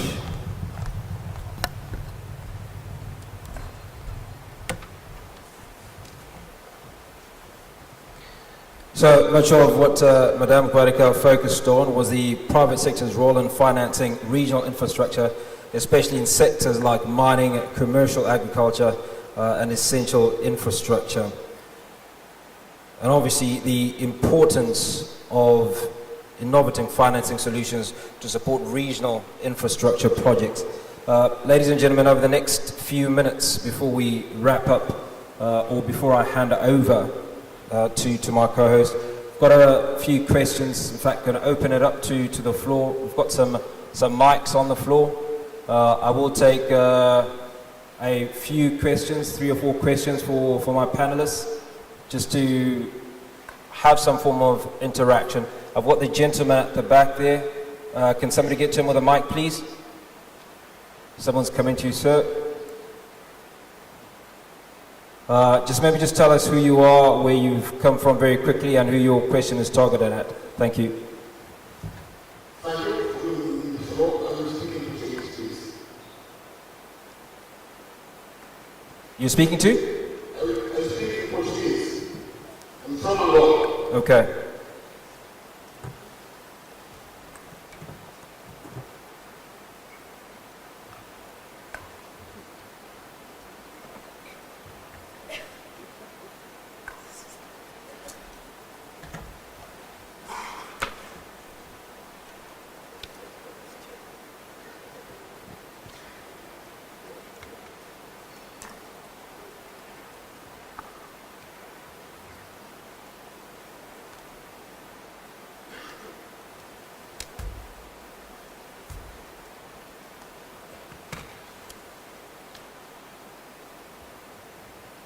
Please go ahead. Okay. Bom dia a todos. Eu, em primeiro lugar, queria parabenizar os organizadores e também reconhecer aqui a presença dos nossos distintos ministros, dos Estados membros e os ministros também aqui da República do Zimbábue, que organizam esta conferência, manifestar o nosso agradecimento ao PDE. Eu sou presidente da Câmara de Comércio e Indústria de Angola. Até a semana passada fui o presidente do Conselho Interempresarial da SADC, agora a pasta para o novo projeto do Zimbábue. Relativamente vamos considerar então o protocolo observado, tendo em conta o tempo que é bastante curto. Em relação às apresentações que foram feitas, eu tenho que colocar algumas questões ou observações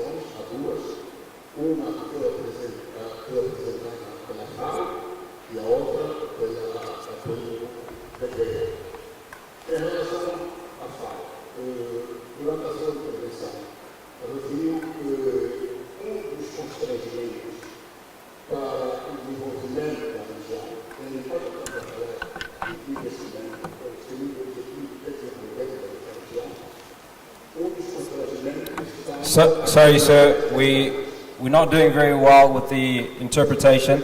So what I will do is I will ask one of the interpreters to go to that gentleman so we can sort out that question. In the meantime, can I go on to the next participant, please? While we sort out the problem with the interpretation, sir, we will come to you in a moment. Okay, thank you very much. Appreciate it. I've got a gentleman at the back there.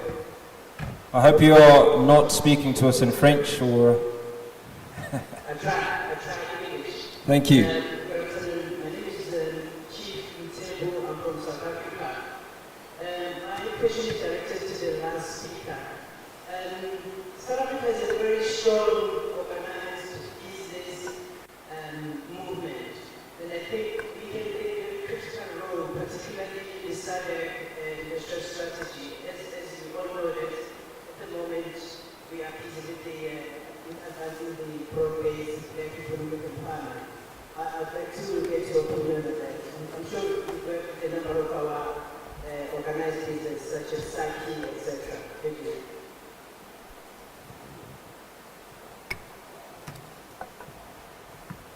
Madam Saka, I think that was for you. There's a microphone next to you.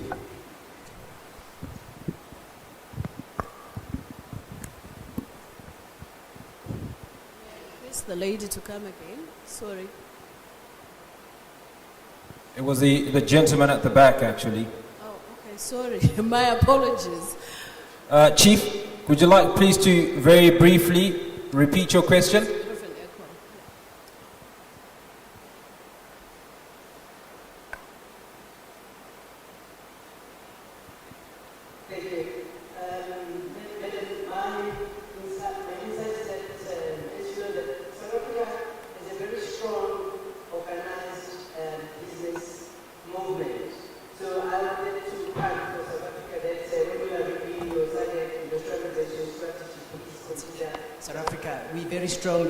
In that aspect. Thank you. Oh, okay. Oh, thank you very much. I'm sure that we will be working with South Africa on the private sector side with the SADC Business Council. I think maybe one thing I didn't highlight is that we took a decision at the sidelines of the SADC Industrialization Week to reconfigure the SADC Business Council in terms of its membership, its location, and more organized business organizations from the region becoming part of the SADC Business Council. So it will be a collective effort and inclusive one. Thank you. Right, I have a question for Dr. Kabata, if you will, sir. Now, how do you envision that countries in SADC can maximize the benefits of BADEA as a financing products, particularly in terms of fostering SMEs and entrepreneurship?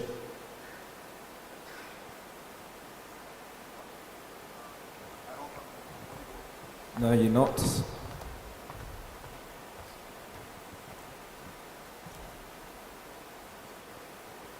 Just to make sure that I get the question, if I understand well, my headphone was not working properly.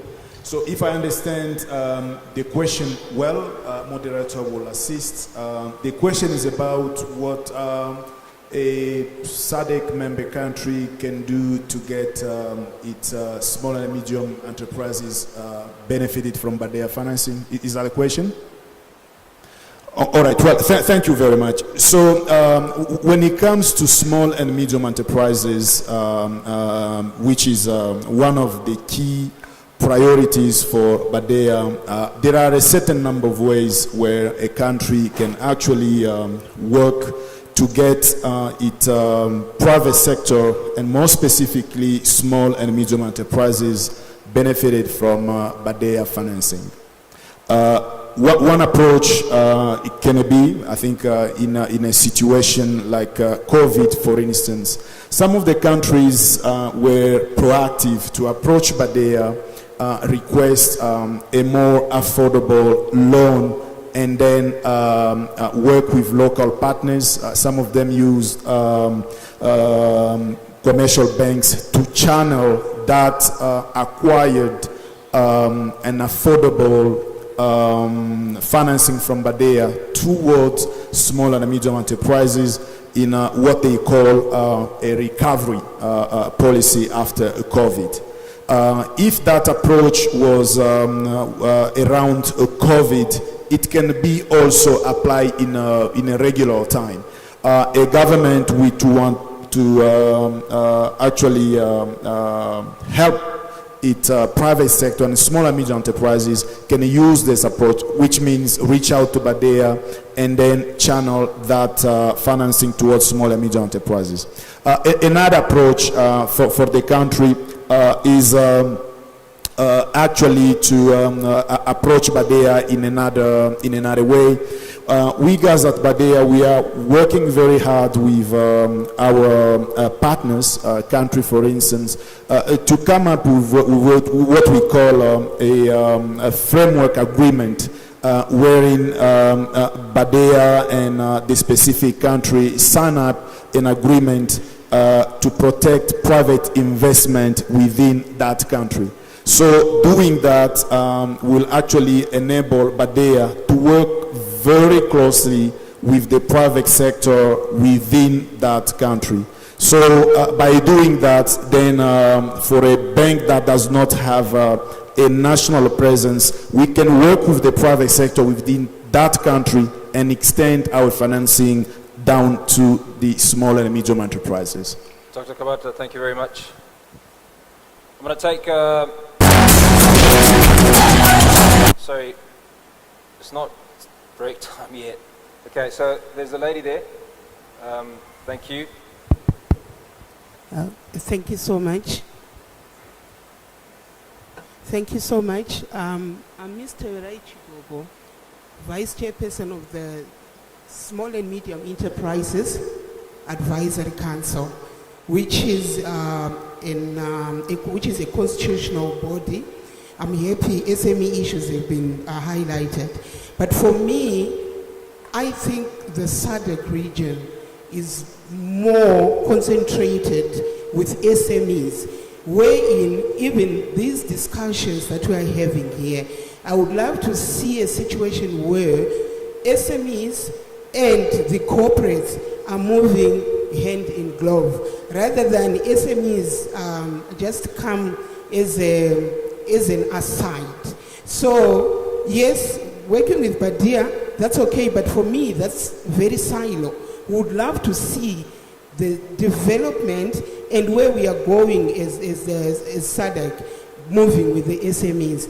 And also, I know Zimbabwe could be the only country in Africa or in the region specifically, which has an advisory council, which advises government on SME issues. So I would also encourage maybe other countries to follow suit if that is, if we are really serious about SME development. Thank you. Ma'am, thank you very much. So that was actually a comment, food for thought. Do we have any more takers for a question? Got time for one more?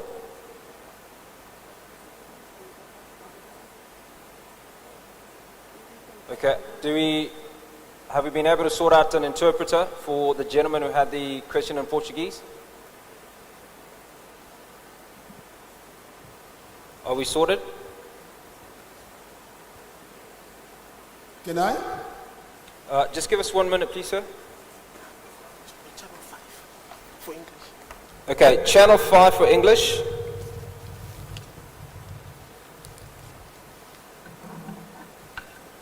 Okay, we'll give it one more try. Please go ahead.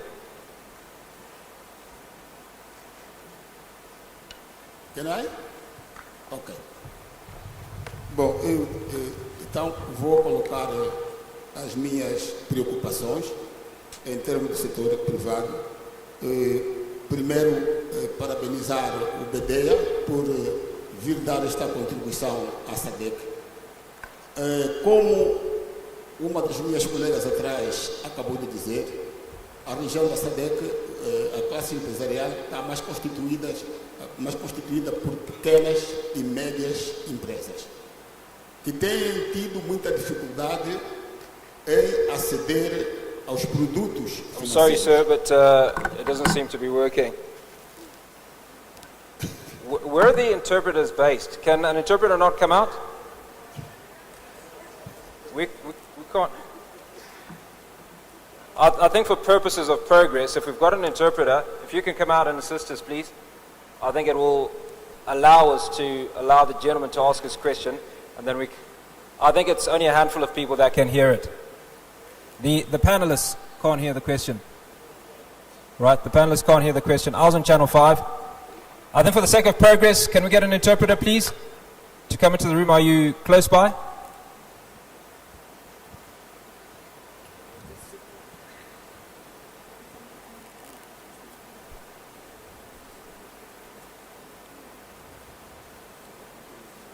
Do you have anybody who's both English and Portuguese speaking who can assist the gentleman and interpret for us so we can make some progress? No?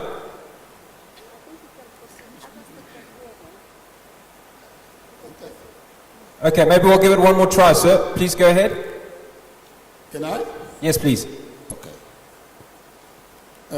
Pois, então, como dizia, a região da SADC é constituída, em termos empresariais, na maior parte, por micro, pequenas e médias empresas. Que pela nossa experiência... Ok, please go ahead. Hello. You hear me? The SADC is mostly based or operates through small and medium enterprises. Que têm muitas dificuldades em aceder aos créditos bancários. And they have challenges in terms of accessing... Please hold your mic close to your mouth. Creditors. Please move your mic close to your mouth, sir. We can't hear you. And they have challenges in terms of accessing the bank creditors. Os produtos bancários são praticamente os mesmos dos vários bancos, não variam muito. O problema que se coloca...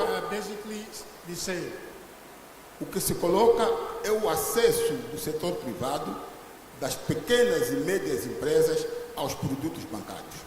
The problem is the challenges that the small and medium enterprises have in terms of having access to those credit. Cada região, cada país, o empresariado tem cultura própria.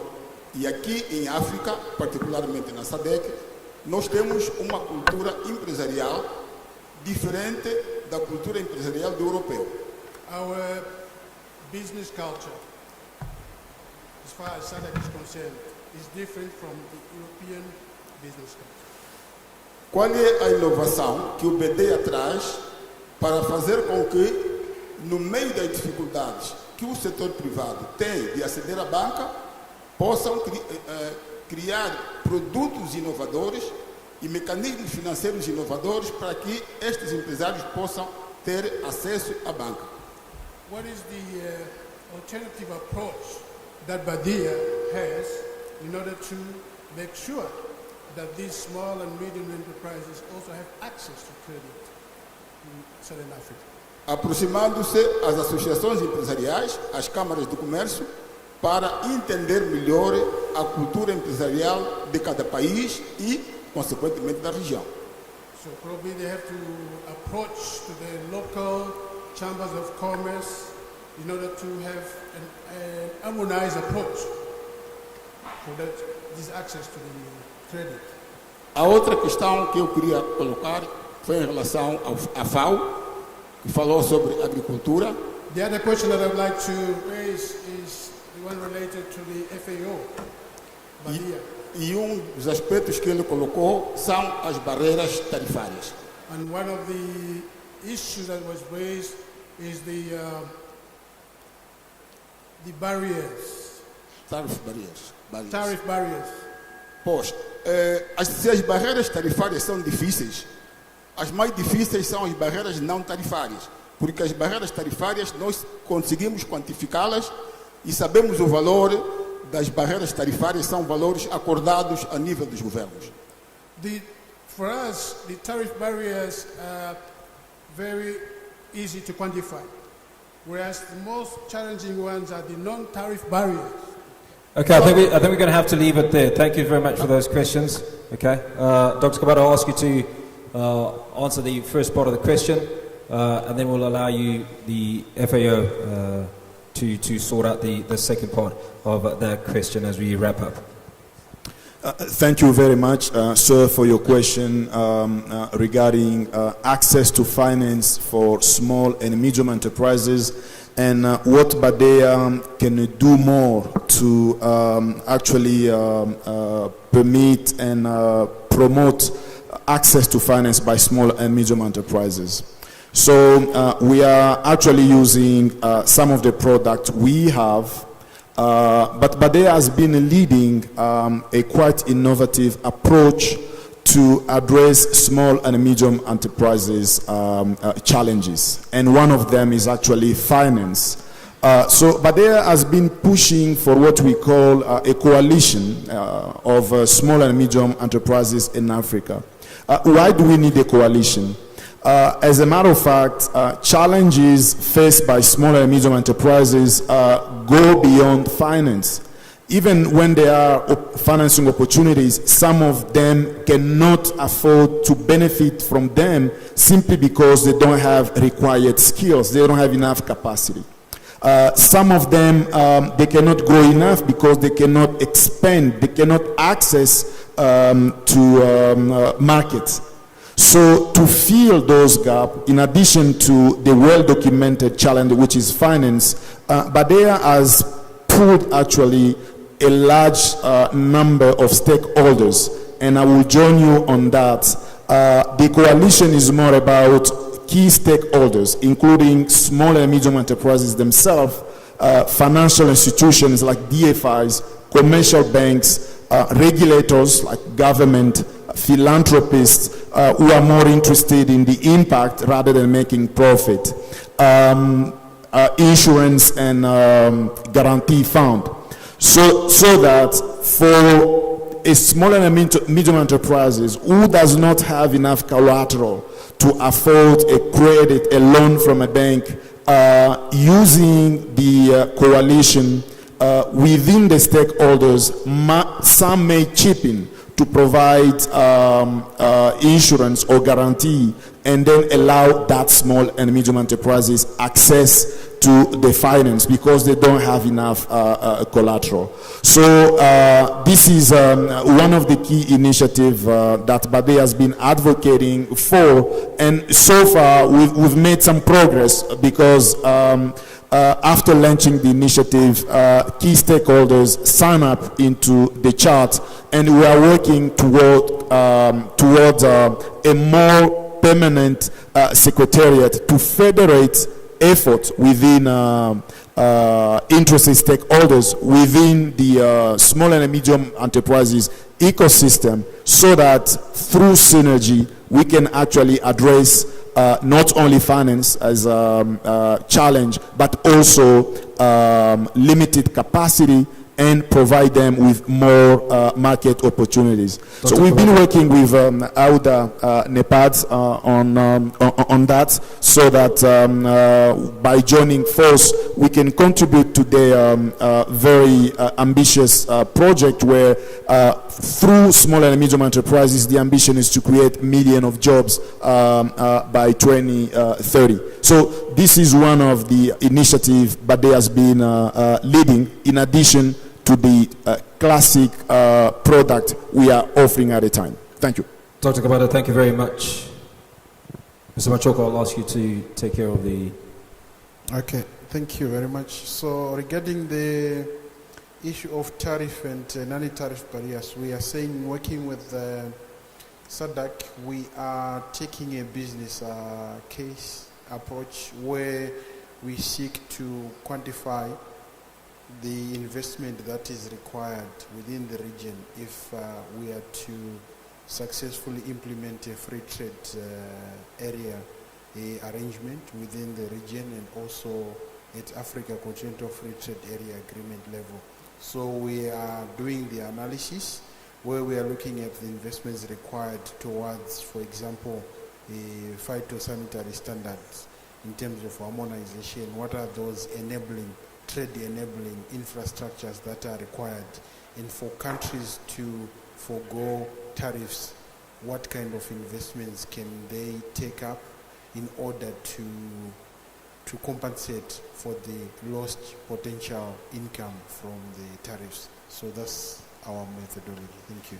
Roy, thank you very much. Ladies and gentlemen, please allow me to thank my panelists, the Director of Infrastructure, the SADC Secretariat, Ms. Mupala Mukwena, the Director of Finance, Investment and Customs at the Development Bank of Southern Africa, Mr. Sadwick Mutonakuta, FAO's Mr. Roy Machoko, Agri-Food Systems Investment and Policy Support Specialist, Senior Advisor to BADEA President and Director of Trade Finance, Dr. Chelepai Kabata, and Confederation of Zimbabwe Industries, Chair of SADC Business Council, and CEO of CZI, Madame Sekai Kovarika. Ladies and gentlemen, thank you very much. Appreciate your time. A round of applause, please, ladies and gentlemen.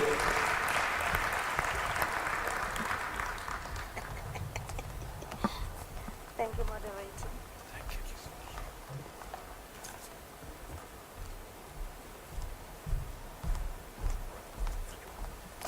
Ladies and gentlemen, let's also give a round of applause to my co-host, Annette Ntambanengwe.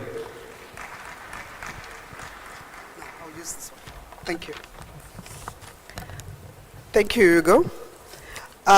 Your Excellencies, distinguished delegates, ladies and gentlemen, after we are now going to observe the anthems, and after that we'll have a high-level exhibition tour, which will be composing of the high-level table that was up here, then the SADC ministers, and then the international cooperating partners, the head of delegations, and of course the SADC deputy executive secretaries. We will then proceed for lunch, and then after lunch we'll have open tour exhibition by everyone, and that will be the end of our event for today. Your Excellencies, distinguished delegates, ladies and gentlemen, I kindly now ask you to rise to observe the singing of the anthems, starting with the one of the AU, SADC, and we end with the one of the Republic of Zimbabwe.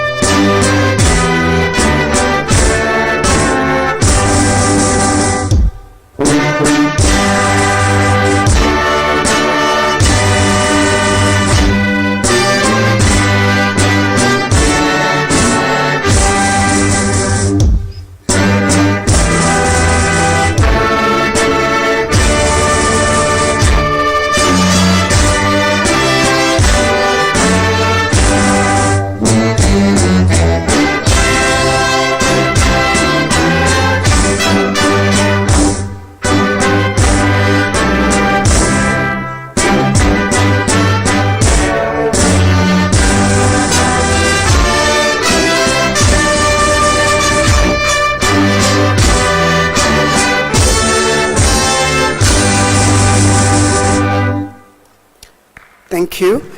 May you kindly be seated briefly. Thank you. Thank you, Your Excellencies, distinguished delegates, ladies and gentlemen, and thank you for honoring our invitation to be part of this milestone forum. And I wish you all the best in the upcoming meetings that are still to happen here in Harare. And as we will stand for the main table to depart, I would like you to please stand up just to give that courtesy, and also for the people that I've mentioned that will form part of the high-level exhibition to just follow suit in that regard. Thank you very much. Muito obrigado, merci beaucoup, and asante sana. Kindly rise for the departure. Thank you.